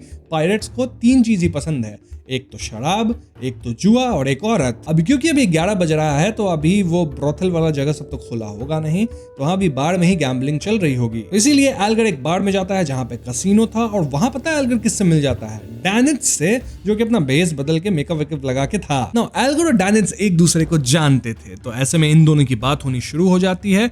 एंड एल्गर पूछ लेता है डैनिट्स से कि भाई जो वाइस एडमिरल तुम्हारी जो एडमिरल है ऑफ आइसबर्ग, उनको वाकई में डेथ की मिला है क्या? डैनिट्स वाज लाइक नहीं यार, वो डेथ की नहीं है, ऐसे ही बात फैल गई है, सब लोग बेवकूफ है, इसको मान भी रहे हैं, वो कुछ और चीज है। क्या है ये अब तक पता नहीं चला, लेकिन बहुत ज्यादा इंपॉर्टेंट चीज तो नहीं है, हो सकता है हो भी, लेकिन हमें इंपॉर्टेंस उसका नहीं पता, क्योंकि उसको बेचने के लिए हम तैयार हैं। अगर तुम अच्छे खासे पैसे दोगे तो हम उसे बेच भी देंगे। हाँ, एल्गर को जो इन्फॉर्मेशन चाहिए थे वो तो तुरंत ही मिल गई, और यहाँ एल्गर और डैनिट्स के बीच थोड़ी बातचीत होती है, जहाँ पे पता चलता है हम रीडर्स को कि इनकी जो कैप्टन है वाइस एडमिरल आइसबर्ग, वो एक्चुअली में इन लोगों को पढ़ाती हैं। वो मानती हैं कि अनपढ़ लोग मेरे क्रू में नहीं होने चाहिए, तो वो लैंग्वेज सिखाती हैं, इन लोगों को पढ़ाती हैं। एंड यही एक चीज़ है ना जो कि इन लोगों को पसंद नहीं आता, क्योंकि रोज इन लोग की जनरल नॉलेज की क्लास लगती है, और जो भी उनके क्रू में है वो लोग मानते हैं कि ये क्लासेस जो है ना फाइटिंग से ज़्यादा डिफिकल्ट है। ऑफ कोर्स उनके लिए तो होगा ही, वो लोग लड़ाकू लोग कहाँ पढ़ाई लिखाई करेंगे, बट हाँ पढ़ाई जरूरी है इनके शिप पे। खैर इसके बाद डैनिट्स यहाँ एल्गर को स्टील मवेटी वाला सिचुएशन बताता है कि आज उसके साथ क्या हुआ, और ये सब सुन के एल्गर वाज लाइक कि ओके तुम्हारे साथ बुरा हुआ और अब तुम प्लान कर रहे हो स्टील मवेटी को हंट करने का, लेकिन तुम्हारा औकात नहीं है कि तुम उसको हंट कर सको, यानी कि तुम्हारा कोई हेल्पर है। कौन है तुम्हारा हेल्पर? ये सुन के डैनिट्स वाज लाइक तुम्हें नहीं मालूम होगा उसके बारे में, वो नया आया है सी पे, एंड मतलब है तगड़ा आदमी है, लड़ सकता है। एल्गर कहता है ठीक है, अगर मुझे इन्फो मिलता है स्टील मवेटी के ऊपर तो मैं तुम्हें लिखूंगा, मतलब तुम्हें खत लिखूंगा, लेकिन मैं कहाँ पे खत लिख के डाल सकता हूँ? डैनिट्स कहता है कि एमरिस एवेन्यू का एक घर है ना, नंबर 15, उस घर में तुम डाल देना, उस घर में कोई नहीं रहता है, वहीं पे तुम डाल देना। और हम सब जानते हैं कि वो जो घर है उस लाइन का 4-5 वो सब डैनिट्स का ही है। उस पॉइंट पे एल्गर वहां से निकलता है और डैनिट्स मन में सोचता है कि एल्गर बंदा अच्छा है, लेकिन यहाँ पे किसी पे ट्रस्ट नहीं कर सकते, तो थोड़ा मुझे सतर्क रहना होगा। वहीं एल्गर के दिमाग में तो कुछ और ही बात चल रही है। सबसे पहले एल्गर एक डेक ऑफ टैरो कार्ड्स खरीदता है और वो गेस करना शुरू करता है कि पिछले टैरो क्लब की गैदरिंग के अंदर कहीं ना कहीं जो वर्ल्ड था वो बोलना शुरू किया था कि मैं अब सी पे आ गया हूं। और डैनिट्स यहाँ बता रहा है कि सी पे उसे एक बंदा मिला है जो कि नया सी पे आया है, लेकिन बहुत स्ट्रांग है। तो क्या मिस्टर फूल का ब्लेस्ड अभी सी पे है जो कि डैनिट्स के साथ वर्क कर रहा है? देख रहे हो एल्गर का दिमाग कितना तेज चलता है, वो तुरंत समझ जा रहा है कि शायद वो मिस्टर वर्ल्ड हो सकता है, या फिर कोई ना कोई मिस्टर फूल का ब्लेसेड तो जरूर है। वैसे यहाँ एक और अजीब चीज ये थी कि जब एल्गर बात कर रहा था डैनिट्स से, तो एल्गर कहीं ना कहीं उससे पूछा था कि बिन्सी हार्बर पे तुम लोग के साथ क्या सब हुआ है। अब एल्गर को कैसे पता कि बिन्सी हार्बर पे चीजें हुई हैं? ऑफ कोर्स उसे चर्च से सारी बातें पता चली होंगी। अब ये कनेक्ट कैसे होता है आगे, वो आपको आगे ही पता चलेगा। फॉर नाउ आप याद रखना कि एल्गर ये भी बात डैनिट्स से किया था। वहीं अगर क्लाइन की बात की जाए तो वो तो मस्त खाना खा रहा है, बढ़िया एकदम पैसे खर्च कर रहा है एंड चिल एकदम लाइफ जी रहा है। इस पॉइंट पे दोस्तों मैं आपको थोड़ा सा रोस्टेड आर्किपेलागो का थोड़ा सा इन्फॉर्मेशन देता हूँ ये जगह कैसी है। तो रोस्टेड आर्किपेलागो के नेटिव्स के स्किन सदर्न कंटिनेंट के लोगों से भी ज्यादा डार्क थी। मतलब बिल्कुल वो ब्रॉन्ज कलर की स्किन होती है जो धूप में ज्यादा रहने से आती है, वैसा ही कुछ। उनके बाल अक्सर डार्क होते थे और नेचुरली थोड़े कर्ल होते थे। वो लियोन किंगडम के कॉलोनीज से काफी अलग दिखते थे। इन्हें पूरी तरह कॉलोनाइज हुए अभी 5 साल भी नहीं हुआ था। शुरुआत में लियोन ने यहाँ के लोकल किंग्स और चीफटेंस के साथ मिलकर सेंट्रल सोनिया कंपनी के नाम पर इकोनॉमिक फायदे उठाए, पर बाद में कंपनी की मैनेजमेंट पावर के लिए लड़ते लड़ते करप्ट हो गई। पर्सनल बेनिफिट्स के लिए डेलिबरेटली वॉर्स शुरू किए गए और भी बेकार बात यह थी कि वो एक दूसरे पर ब्राइबरी का इल्जाम लगाकर पार्लियामेंट के मेंबर्स से बैकिंग ढूंढते रहे। पार्लियामेंट्री हियरिंग्स के दौरान ये लोग एक दूसरे पर इतने अटैक्स करते थे कि बात लगभग कोर्ट केसेस तक पहुंच जाती। नेटिव्स कभी सोच भी नहीं सकते थे कि ये लोग जिन्हें देखकर उनके किंग्स और चीफटेंस झुक जाते थे, जूते छूते थे और गिफ्ट्स के कार्ड भर भर के देते थे, वो बैकलैंड में एक्चुअली बिल्कुल इंपॉर्टेंट नहीं थे। ज्यादातर नोबेल फैमिलीज से थे और इनहेरिटेंस लाइन के बिल्कुल लास्ट में खड़े थे। इस पूरे डिस्प्यूट के बाद किंग और प्राइम मिनिस्टर ने डिसाइड किया कि कंपनी के स्टॉक्स को रिडीम करके सेंट्रल सोनिया कंपनी को बंद कर दिया जाए और अपनी फ्लीट और ट्रूप्स भेजकर रोस्टेड आर्किपेलागो को पूरी तरह से डायरेक्टली कॉलोनियल रूल में ले लिया जाए। आज की डेट में आर्किपेलागो का governance governor generals office, parliament और कोर्ट्स के हाथ में है। टॉप पोजीशन में सारे लियोनीज लोग हैं। कुछ मिडिल रैंकिंग पोस्ट उन एमपीज और मजिस्ट्रेट्स को मिलती हैं जो पहले के किंग और चीफटेंस के डिसेंडेंट्स हैं, और लो रैंकिंग पोजीशन जैसे पुलिस ऑफिसर, सुप्रिटेंडेंट से नीचे वाले वो लोकल एजुकेटेड नेटिव्स के लिए ओपन रखे गए हैं। नाउ ये सब मैं आपको इसलिए बता रहा हूँ क्योंकि जब क्लाइन घूम रहा होता है तो उसे एक पुलिस वाला मिलता है जो कि क्लाइन को देखता है और तुरंत झुक के सैल्यूट करता है, क्योंकि क्लाइन को देखते ही वो समझ गया कि ये लियोन किंगडम से है और क्योंकि ये लियोन की ही कॉलोनी है तो वो क्लाइन को रिस्पेक्ट दे रहा है। क्लाइन उससे पूछा कि यहाँ कैरेज कहाँ मिलेगा और वो बोलता है कि इस स्ट्रीट में तो कैरेज अलाउ नहीं है, आप बाहर जाके कैरेज ले सकते हैं। क्लाइन यहाँ पुलिस वाले को कॉम्प्लीमेंट करता है कि आप तो बहुत अच्छी लियोनीज बोलते हो। वो कहता है कि हम पुलिस वाले हैं, हमें तो ये सब सीखना ही होगा। तो हाँ, कॉलोनियल रूल का क्या इफेक्ट होता है लोकल पे भी, इसे आप देख सकते हो इस चित्रण के द्वारा। खैर, तो 2 बजे दिन में क्लाइन जाता है स्वॉर्ड फिश बार, जो कि मतलब एक ऐसी जगह है जहाँ पे एडवेंचरस लोग कलेक्ट होते हैं, वहां पे मिलते हैं, बातचीत करते हैं। और क्लाइन का मकसद ये था कि वो किसी लोकल लोगों के बारे में जान सके, जिसके हिसाब से वो अपना चेहरा बदल सके, कुछ एक्टिंग कर सके ताकि वो अपनी पोषण को डाइजेस्ट कर सके। यहाँ पे क्लाइन ऑर्डर करता है लोकल माल्ट बियर ज़ारहार। हाँ, क्लाइन दूसरों की बातें सुनने लग गया और यहाँ उसे कुछ इंपॉर्टेंट बातें पता चलती है। सबसे पहले कुछ लोग किसी वेंट नाम के बंदे की मौत की बात कर रहे थे, मतलब कैसे वो बंदा जब मेला खत्म हुआ था तो उसके शरीर पे मशरूम्स उग रहे थे। और ये सुनते ही क्लाइन समझ जाता है कि वो जो भी बंदा है वेंट, उसकी मौत में बियॉन्ड एलिमेंट्स इन्वॉल्व हैं। ये चीज होटल में हुआ है, 3-4 दिन पहले की बात है, यानी कि ऑफिशियल बियॉन्डर्स तो इन्वॉल्व हुए ही होंगे और वो लोग अपना काम कर दिए होंगे, बट स्टिल क्लाइन वहां विजिट कर सकता है, चीजें पता कर सकता है डिविनेशन करके। तो सबसे पहले क्लाइन तो डिविनेशन करके उस रूम तक पहुंचा जहां पे वेंट था, जहां पे वो खत्म हुआ था, और फिर क्लाइन वहां करता है स्पिरिट चैनलिंग, होता है अपने स्पिरिट को भेजता है एंड ऑल दैट। हाँ, तो वो करता है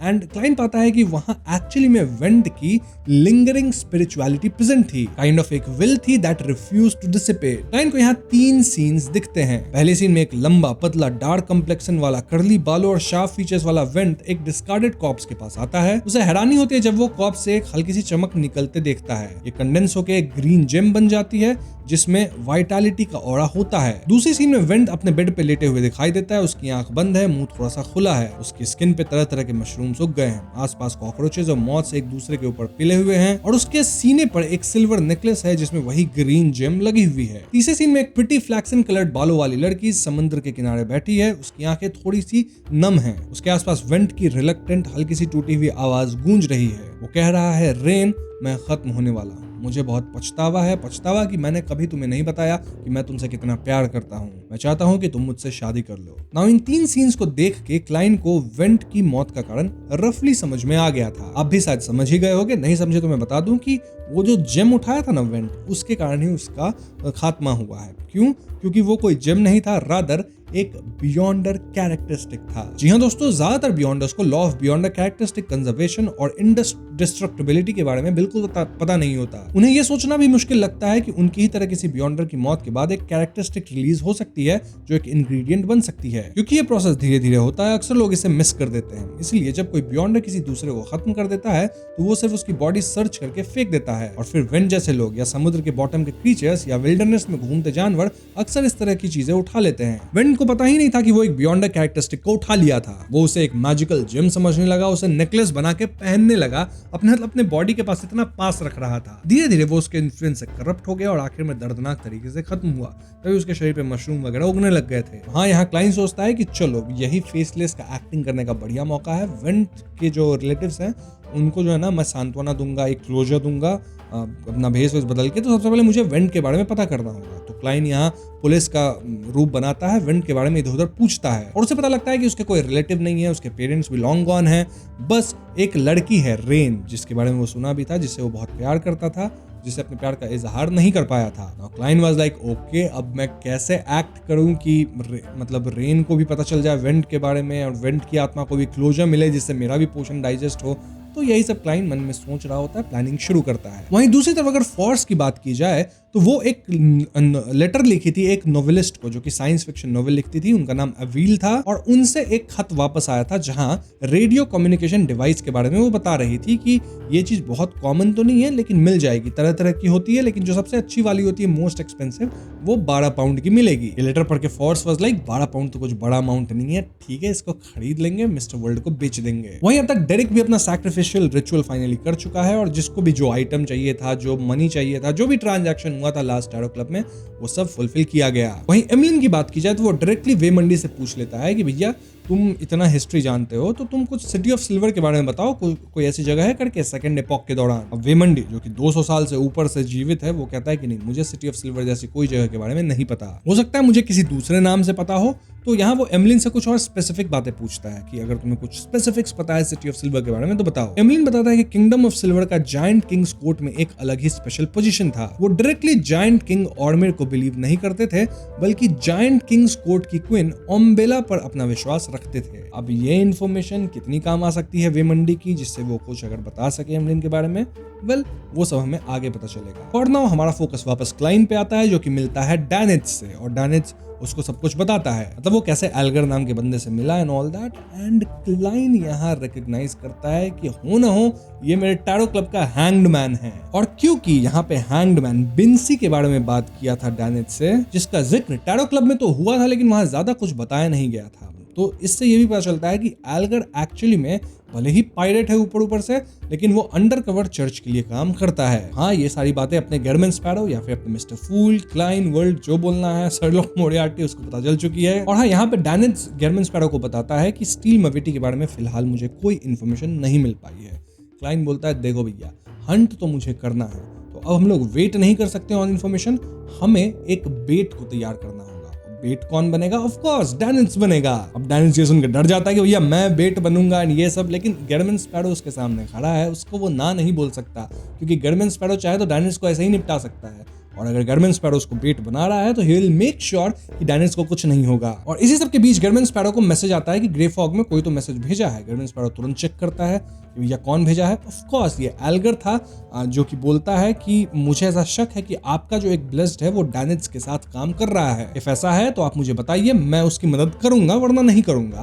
तो फूल बोलता है चलो, एल्गर का भी दिमाग तेज है, तो वो वर्ल्ड से मैसेज भिजवा देता है कि हाँ मुझे हेल्प चाहिए, मतलब मैं ही काम कर रहा हूँ उसके साथ। तो अब कहीं ना कहीं वर्ल्ड और एल्गर मिलने वाले हैं, मतलब एल्गर को ऐसा लग रहा है वर्ल्ड मिलने वाला है उससे, लेकिन उसे ये नहीं पता कि एक्चुअली उसे मिस्टर फूल खुद ही मिल रहा है। ठीक है, क्लाइन मोरेटी वो खुद ही मिल रहा है उससे।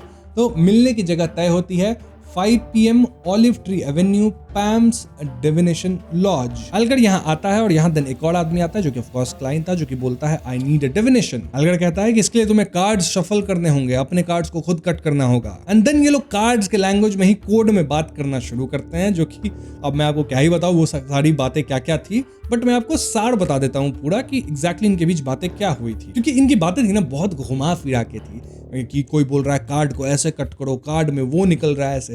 तो मैं आपको ओवरऑल समरी दे देता हूँ ये। और हाँ, यहाँ एल्गर जो था वो जानबूझकर एकदम होता है ना ऐसे बहुत ही घुमा फिरा के बात कर रहा था, ताकि वो वर्ल्ड को हिंट दे रहा था, सारी बातें नहीं बता रहा था, ताकि वो ये भी चेक कर सके कि वर्ल्ड के पास इतना दिमाग है कि नहीं कि वो चीज़ों को खुद से आइडेंटिफाई कर सके। जो भी हो, यहाँ ये लोग कार्ड्स के थ्रू बातें कर रहे थे और यहाँ एक हियरोफैंट कार्ड था, जिसका मतलब ये था कि एल्गर जो है वो चर्च ऑफ स्टॉर्म्स को ब्लेजिंग डैनेट्स और स्टील मवेटी के बारे में इन्फॉर्म करना चाहता है और फिर मैंडेटेड पनिशर्स की पावर यूज करके एनिमीज को डिवाइड करके फायदा उठाना चाहता है। ये टैक्टिक क्लाइन खुद भी बहुत बार यूज कर चुका था, इसीलिए उसके लिए समझना मुश्किल नहीं था। उसके बाद जो मून और सन कार्ड्स आए वो हैंग्ड मैन की तरफ से एक रिमाइंडर और वार्निंग थे। देखो, क्योंकि मैंडेटेड पनिशर्स इन्वॉल्व होने वाले थे इसलिए एक्स्ट्रा कॉशन की जरूरत थी। एल्गर के एक्सपीरियंस के मुताबिक बायम के मैंडेटेड पनिशर्स यूजुअली एक ऐसा सील्ड आर्टिफैक्ट यूज करते हैं जो अपने रेंज में आने वाले बहुत सारे लोगों को फोर्स्ड ड्रीम में डाल देता है, सपने में। मवेटी की कैरेक्टरिस्टिक की वजह से सन डोमेन का एक स्पेसिफिक आइटम उसे टारगेट करेगा।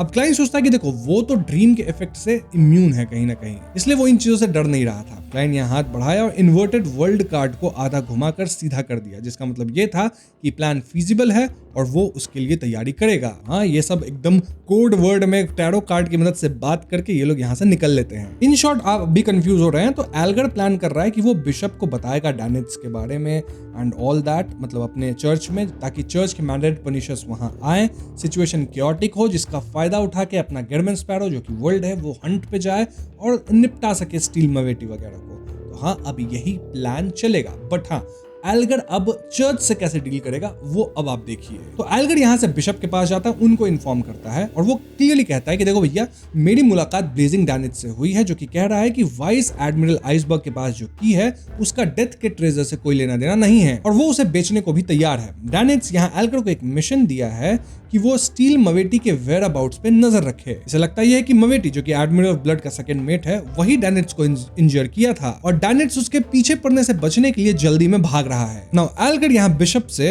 ये परमिशन मांगता है कि वो इस न्यूज को लीक कर दे ताकि स्टील मवेटी और उसके लोग डैनेट्स को सक्सेसफुली कॉर्नर कर सके और हम इस मौके का फायदा उठाकर उन सब को एक साथ पकड़ लेंगे और या फिर एलिमिनेट कर देंगे। ये बात सुन के बिशप वाज लाइक कि Elgar, you are growing very nice, आपके आइडियाज तो अच्छे हैं, तो चलो ये काम अपन करते हैं। सो प्लान वाज एल्गर शाम को एक सूटेबल टारगेट ढूंढ के ये न्यूज लीक कर देगा कि डैनेट्स कहीं ना कहीं ढूंढ रहा है, वेयर अबाउट्स पे नजर रख रहा है एंड वो ये बात फैला रहा है कि बायम में स्टील मवेटी है। अब जैसे ही ऐसा होगा तो एल्गर के साथ चीजें होंगी, बात स्टील मवेटी तक पहुंचेगी एंड इन केस अगर एल्गर फिर से चर्च में प्रार्थना करने नहीं आता है तो इसका मतलब है कि स्टील मवेटी के आदमी एल्गर को पकड़ चुके हैं। और नहीं, अगर एल्गर प्रार्थना करने आ जाता है मतलब मवेटी अभी टेम्पररी तो कोई एक्शन नहीं ले रहा। तो इन केस अगर एल्गर वापस नहीं आता है तो इसका मतलब है कि वो लोग चर्च के ट्रैप में फंस गए होंगे। यस, प्लान वाज रेडी और प्लान के तहत 7:25 पर एमरिस लीफ बार के अंदर एल्गर जाता है और वहां एक उमारू नामक बंदे से बात करने लगता है। उसको बोलने लगता है कि मुझे डैनेट्स मिला था, वो बोल रहा था कि स्टील मवेटी बायम में है। अब उमारू जो था वो ऑफकोर्स कहीं ना कहीं चोरी छुपे आदमी था स्टील मवेटी का और वो बंदा तुरंत यहाँ से निकला। कहाँ निकला होगा? ऑफ कोर्स स्टील मवेटी के लोगों को खबर देने। एल्गर स्माइल करता है क्योंकि उसका ट्रैप हो गया है सेट।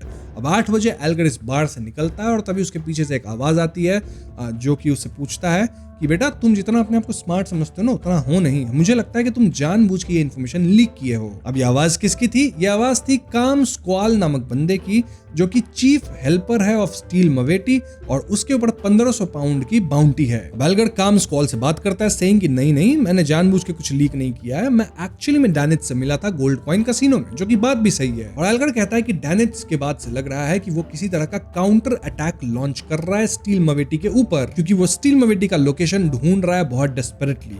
तो हाँ, मैं तुम्हें ये इन्फॉर्मेशन दिया हूँ, इसके बदले मुझे 1000 पाउंड दे दो भैया, क्योंकि मैं स्टील मवेटी की जान बचा रहा हूँ। ये सुन के काम स्क्वाल वाज लाइक नहीं, ये एक ट्रैप भी हो सकता है ब्लेजिंग डैनेट्स को कोई हेल्पर मिल गया हो। एल्गर कहता है देखो भैया, ये मेरा काम नहीं है पता करना कि उसको कोई मिल गया है हेल्पर, नहीं मिला है, उसका ट्रैप है या नहीं। मुझे जो इन्फॉर्मेशन मिली थी मैंने तुम्हें बताया, चल 1000 नहीं तो कम से कम 500 पाउंड दे दे। इस पे काम स्क्वाल वाज लाइक देख, 300 पाउंड मैं तुम्हें दूंगा, लेकिन तुम्हें बस मेरे साथ एक जगह चलना होगा और कुछ टाइम वहां रुकना होगा। ये इसलिए ताकि तुम ये न्यूज किसी और को बेचकर हमारा प्लान खराब ना कर दो। जब हम ब्लेजिंग डैनेट्स को पकड़ लेंगे या उसकी स्पिरिट चैनल कर लेंगे तब तुम्हें पेमेंट मिल जाएगी। और हाँ, वहां तुम्हारे साथ कुछ बुरा नहीं होगा, आराम से तुम रह सकते हो, वहां पे खाना पीना बेड सब हमारी तरफ से। बस एल्गर को वो ये वार्न करता है कि देखो भैया, अगर तुम्हारी इन्फॉर्मेशन सही निकली, हमारा सब काम सक्सेसफुल हो गया, तब तो तुम खाए पिए रहे प्लस पैसा ही मिलेगा, एंजॉय करोगे लाइफ। लेकिन अगर तुम्हारी वजह से कोई एक्सीडेंट हुआ तो अंजाम तुम खुद समझ सकते हो भैया, तुमको टपका देंगे। ये सुन के एल्गर वाज लाइक हाँ कोई बात नहीं है, बस एक चीज ध्यान रखना कि मैं 2 दिन से ज्यादा उस जगह पे नहीं रुक सकता, वरना मेरी भी क्रू है वो निकल लेगी, तो उसका ध्यान रखना।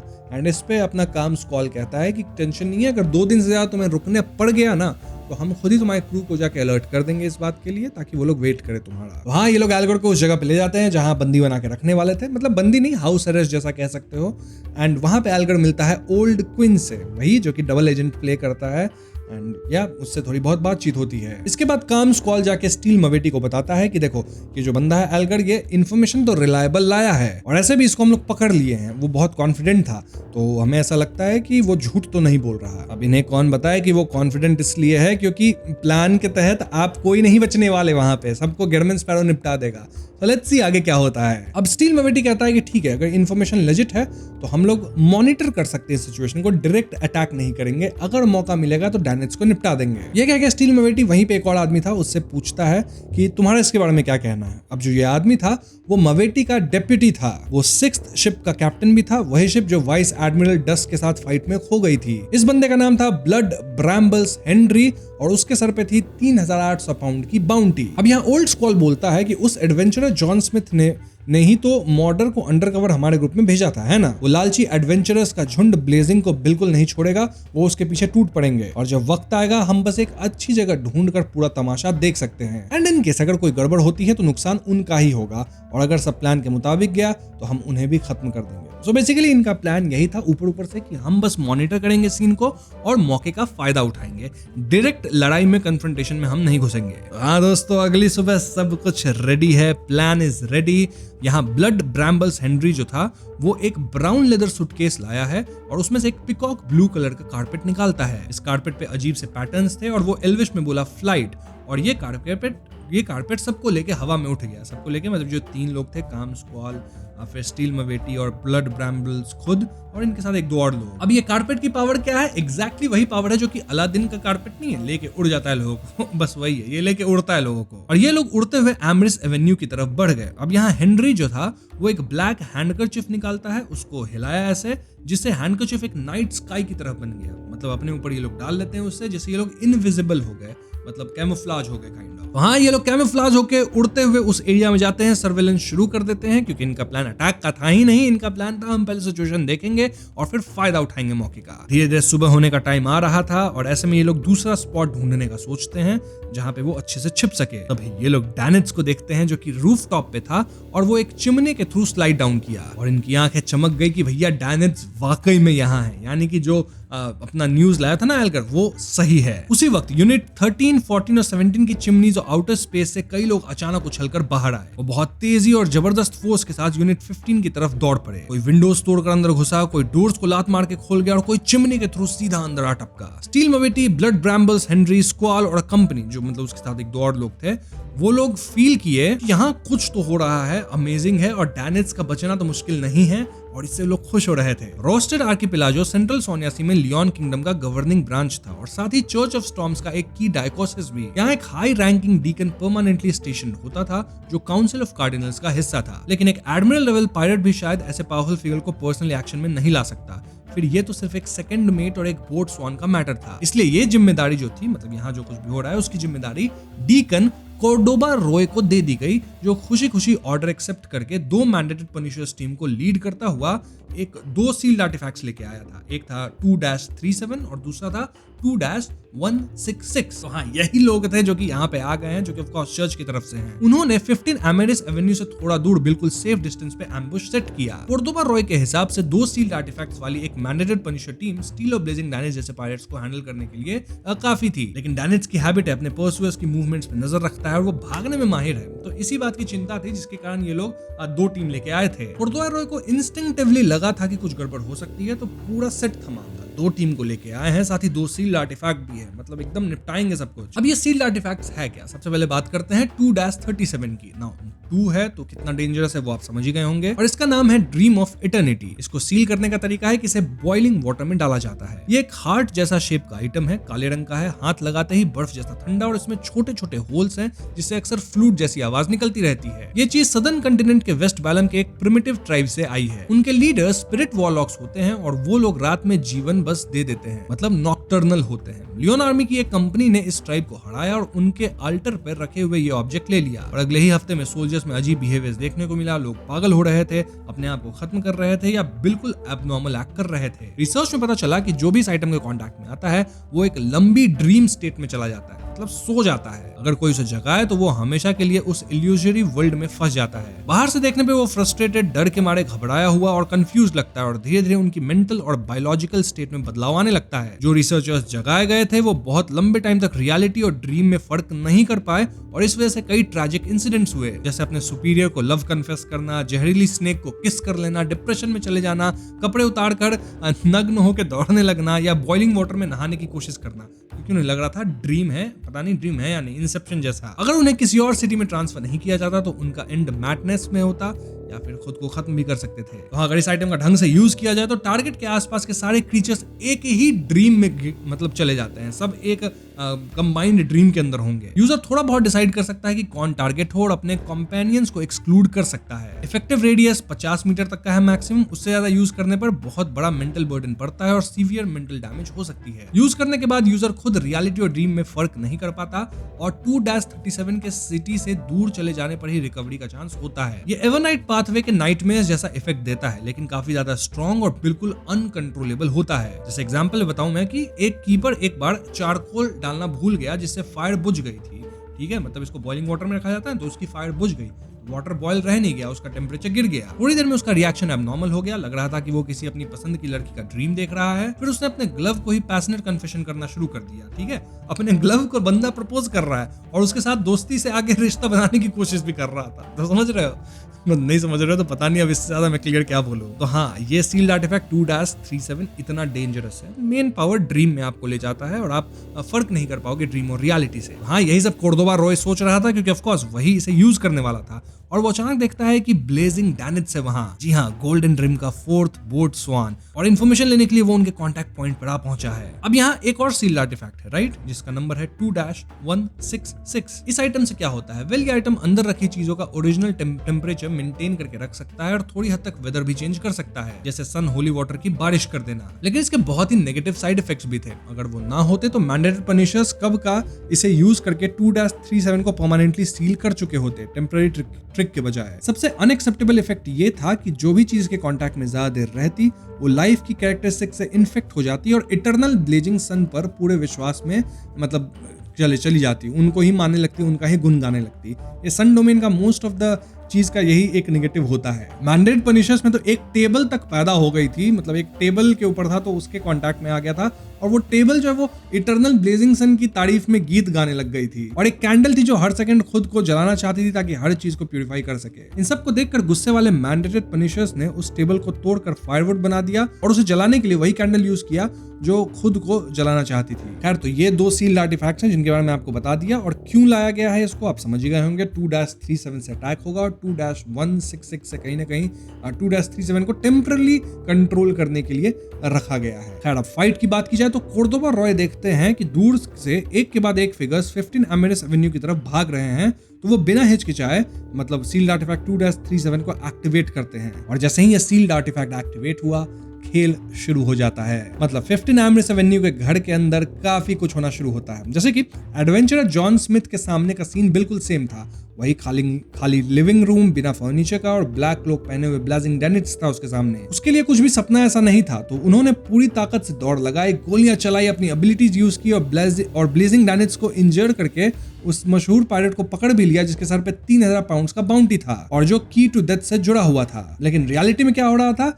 कुछ नहीं, वो लोग पैर पे पैर रख के बैठे हुए थे, हाथ फैलाकर हवा में तैर रहे थे या अपनी उंगलियों को गन बनाकर प्यू प्यू ऐसे साउंड्स निकाल रहे थे। तो हाँ, ब्लेजिंग डैनिट्स यहाँ पे था, उसके ऊपर जो एडवेंचरर्स को भेजा गया पकड़ने के लिए सबका वही हाल था जो कि इस घर के अंदर थे, जो कि इस सील्ड आर्टिफैक्ट के इफेक्ट में थे। वही हवा में स्टील मेविटी और उसके दोस्त लोग थे, वो लोग देख रहे थे, सोच रहे थे कि डैनिट्स एक्चुअली में यहाँ मैंडेटेड पनिशर्स को भी बुला लिया है टू डैमेज अस। मतलब उनका सोचना था कि डैनिट्स ही गया होगा, मैंडेटेड पनिशर्स से बात किया होगा कि जब उसको पकड़ने के लिए एडवेंचरर्स आएंगे या फिर ये लोग आएंगे तो वो लोग मदद करे उसकी। पता नहीं डैनिट्स कितना बड़ा निकम्मा है, कितना डरपोक है कि चर्च से हाथ मिला रहा है। और ये सब ये लोग सोच ही रहे, तभी कॉर्नर से देखते हैं कि ब्लेजिंग डैनिट्स एक्चुअली में निकल के भाग रहा है। और यही मौका था जिसकी तलाश ये लोग कर रहे थे, जिसकी मदद से ये लोग डैनिट्स को निपटा देते हैं। स्क्वॉल बाकी दो बियॉन्डर्स को तुरंत बोलता है कि तुम मेरे ज़ॉम्बीज और पपेट्स को ले जाओ, कमोशन क्रिएट करो और डिस्ट्रैक्ट करो ऑफिशियल बियॉन्डर्स को। देन वो हेनरी को बोलता है कि तुम मुझे सपोर्ट प्रोवाइड करो, उड़ के जाएंगे और डैनिट्स को निपटा देंगे। लेकिन सपोर्ट एज कोई हेल्पर हो सकता है, मतलब सपोर्ट इसलिए चाहिए था क्योंकि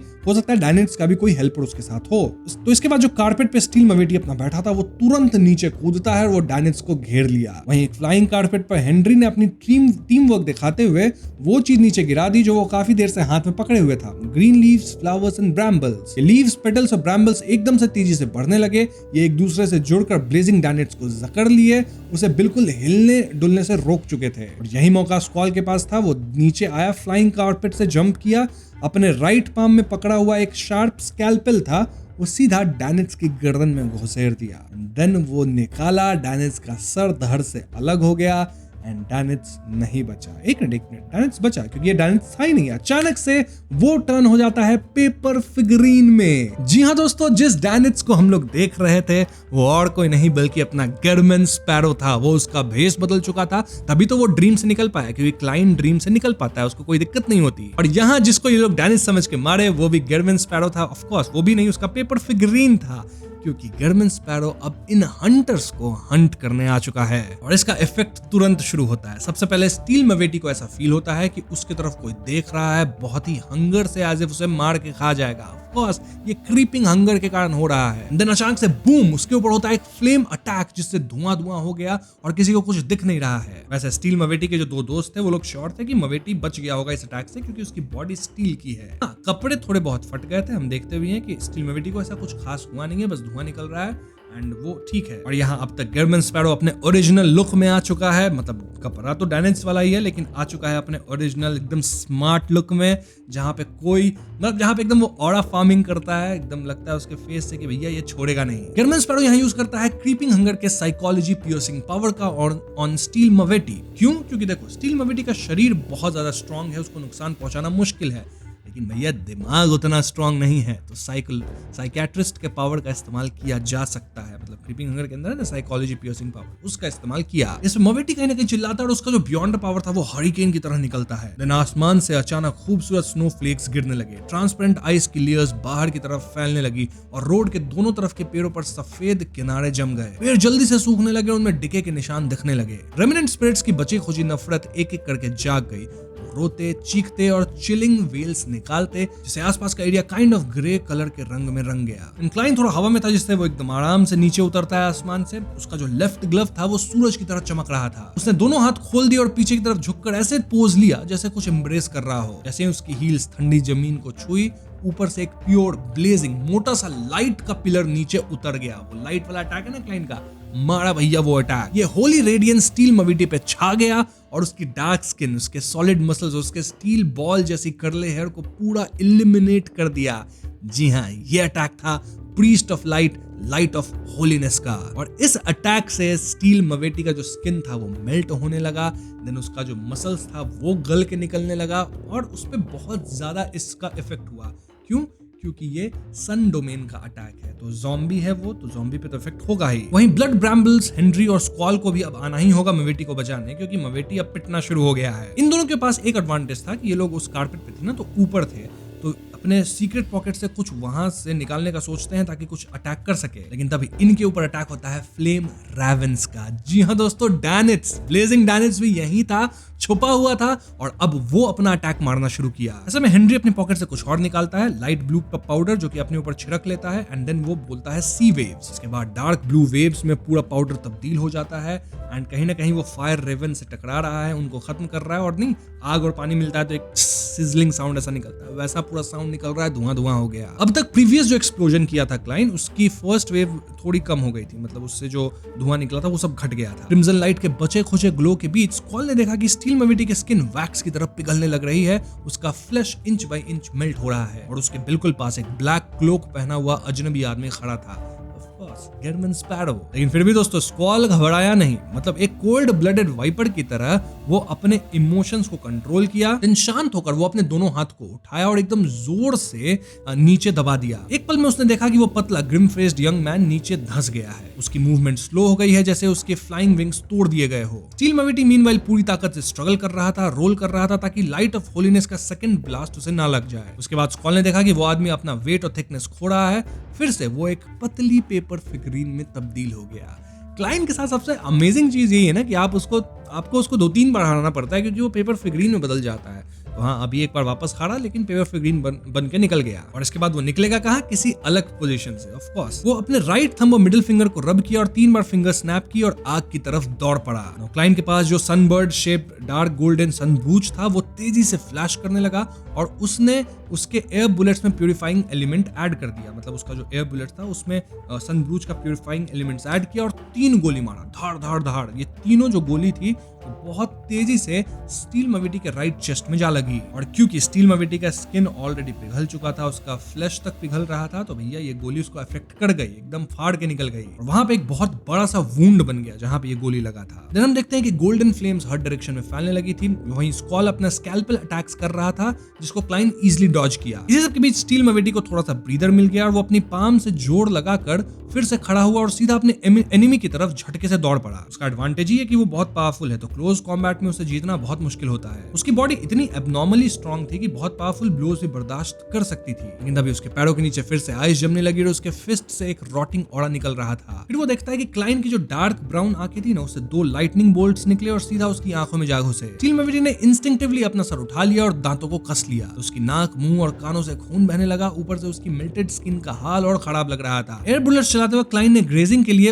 उसी के जा रही सोल को बदल दिया था। वो अब भी इंटरोगेटर ही थी और पावर भी वही, साइकिक पियर्सिंग। तो इस पॉइंट तक मवेटी का हालत बहुत ज्यादा खराब हो चुका है। He is on the verge of losing control, क्योंकि उसके नेल्स ग्रो हो रहे थे, हेयर्स बढ़ रहे थे वेयरवुल्फ की तरह। ठीक है, इसी मौके का फायदा उठा के जो स्टील मवेटी का एक वुंड बना था, क्लाइंट तुरंत उसके करीब जाता है और उसके वुंड के अंदर सन वाटर डाल देता है। ऑफ कोर्स वो सन ब्रूथ से ये वाटर क्रिएट किया होगा। देन बॉटल को जो है ना फोड़ दिया उसके ऊपर, ताकि पूरा जो सन वाटर था उसके ऊपर गिरे। इन शॉर्ट मवेटी का हाल बद से बदतर है, उसका बचना अब मुमकिन नहीं है। वो एकदम से घुटनों पे गिर गया और उसके बॉडी से डार्क ग्रीन गैस निकलकर हवा में घुलने लगी। ये देखते ही स्क्वॉल की आंखों का रंग गहरा हो गया। उसने तुरंत एक आयरन ब्लैक चार्म निकाला और एंशिएंट अर्मिस में एक शब्द बोला, श्रीक। अब चार्म से क्या होता है? वेल, चार्म का इफेक्ट होता है वो सबके ऊपर होता है। तो श्रीक है मतलब कुछ अजीब सा आवाज आएगा।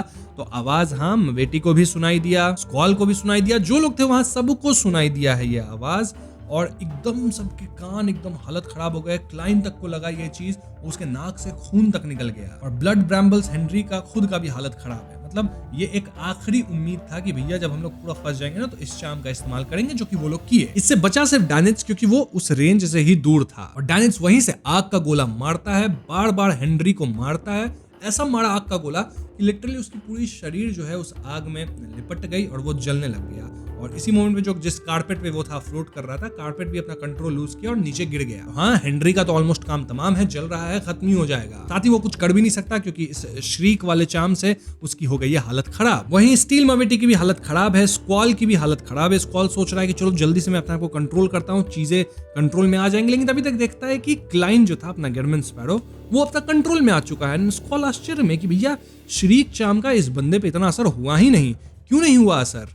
अरे भैया, क्लाइंट यहाँ ट्रू क्रिएटर की गंदी गंदी बातें सुनता है, मिस्टर डोर की गंदी गंदी बातें सुनता है, तो एक छोटे से श्रीक चार्म से उसका क्या होगा? हाँ, थोड़ा असर हुआ, लेकिन 5-10 सेकंड में अपने आप को कंट्रोल कर लिया है क्लाइंट। ऐसे में क्लाइंट चलाया एयर बुलेट, जो कि सीधा स्क्वॉल के मुंडी में गई। ठीक है, और स्क्वॉल वहां नीचे गिरा और क्लाइंट अपने क्रीपिंग हंगर को खुला छोड़ दिया कि भैया जाओ स्क्वॉल को खा लो। तो क्रीपिंग हंगर गया, स्क्वॉल को खा लिया। इस पॉइंट तक स्टील मवेटी भी साफ हो चुका है, उसकी बॉडी मेल्ट कर चुकी है पूरी तरह से, बचा है तो सिर्फ उसका सर। और जहां तक बात हेनरी की है तो भैया वो भी जल गया था, वो भी खत्म। तो यहाँ गेरमैन स्पैरो का हंट हुआ कंप्लीट। उसने तीनों को निपटा दिया है। तीनों को नहीं बोल सकते, एक को अपना डैनिट्स निपटाया है, बट हाँ मदद तो गेरमैन स्पैरो का ही लिया ना। और क्लाइंट जल्दी से जो फ्लाइंग कारपेट था उसको उठाया, उसमें स्टील की जो बॉडी थी उसको रैप किया और यहाँ से डैनिट्स की मदद से भागा। क्यों भागा? क्योंकि भैया मैंडेटेड पनिशर्स को भी पता चल गया था कि यहाँ लड़ाई हो गई है और वो लोग भी यहाँ आ रहे थे। देखा जाए तो अगर क्लाइंट कुछ देर रुकता तो स्क्वॉल और हेनरी की जो बियॉन्ड कैरेक्टरिस्टिक फॉर्म हो रही थी उसे भी उठा सकता था, लेकिन ये दो चीज छोड़ के ही क्लाइंट भागा बस। और वो स्टील मवेटी के शरीर को ही उठा के ले गया है उस कारपेट के साथ कि चलो भैया कम से कम इतना मिल जाए। जाने से पहले क्लाइंट जितना भी सबूत था वो सब मिटाया, जैसे उसका पेपर फिगरीन्स गिरा हुआ था उन सब में आग लगाया और यहाँ से गायब हो गया। वैसे बियॉन्डर वाले तो मतलब डिविनेशन करके सब बात निकाल ही सकते हैं, बट स्टिल अपनी तरफ से सबूतें मिटानी होती है। और इस तरह से क्लाइन और डैनिट्स का जो हंट था वो हो गया सक्सेसफुल। देखा जाए तो यहाँ इन लोगों ने ऐसे ऐसे पायरेट्स को मारा है जिनकी बाउंड्री 6000 पाउंड तक थी। जी हाँ, तो समझ रहे हो, क्लाइन गेरमन स्पैरो अब एक्चुअली में नोन हो जाएगा, क्योंकि उसको सब जान जाएंगे कि कोई बंदा था जो कि एडमिरल ऑफ ब्लड सेनोर्ड के सेकंड वाले बंदे को खत्म कर दिया। समझ रहे हो, तो बात ये काफी बड़ी सी है।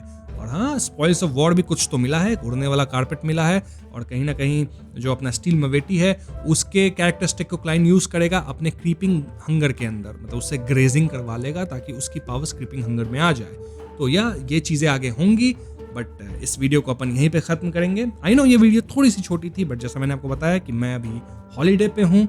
इनिशियली तो प्लान था कि इस वीक मैं वीडियो ही नहीं लाऊंगा, एक भी नहीं बनाऊंगा, बट ठीक है, फिर भी मैं माइक लेके आया, एक वीडियो में रिकॉर्ड कर दिया हूँ। इसी कारण से ये वीडियो फेस कैम भी नहीं थी, बट टेंशन मत लो, कंपनसेशन मिलेगा नए साल पे, ठीक है, जब हम लेके आएंगे लंबी लंबी वीडियो, 3 घंटे 4 घंटे पता नहीं। और इस बार तो फिनाले जो होगा ना बुक 5 का, तो 5 घंटे तक अपन खींचेंगे।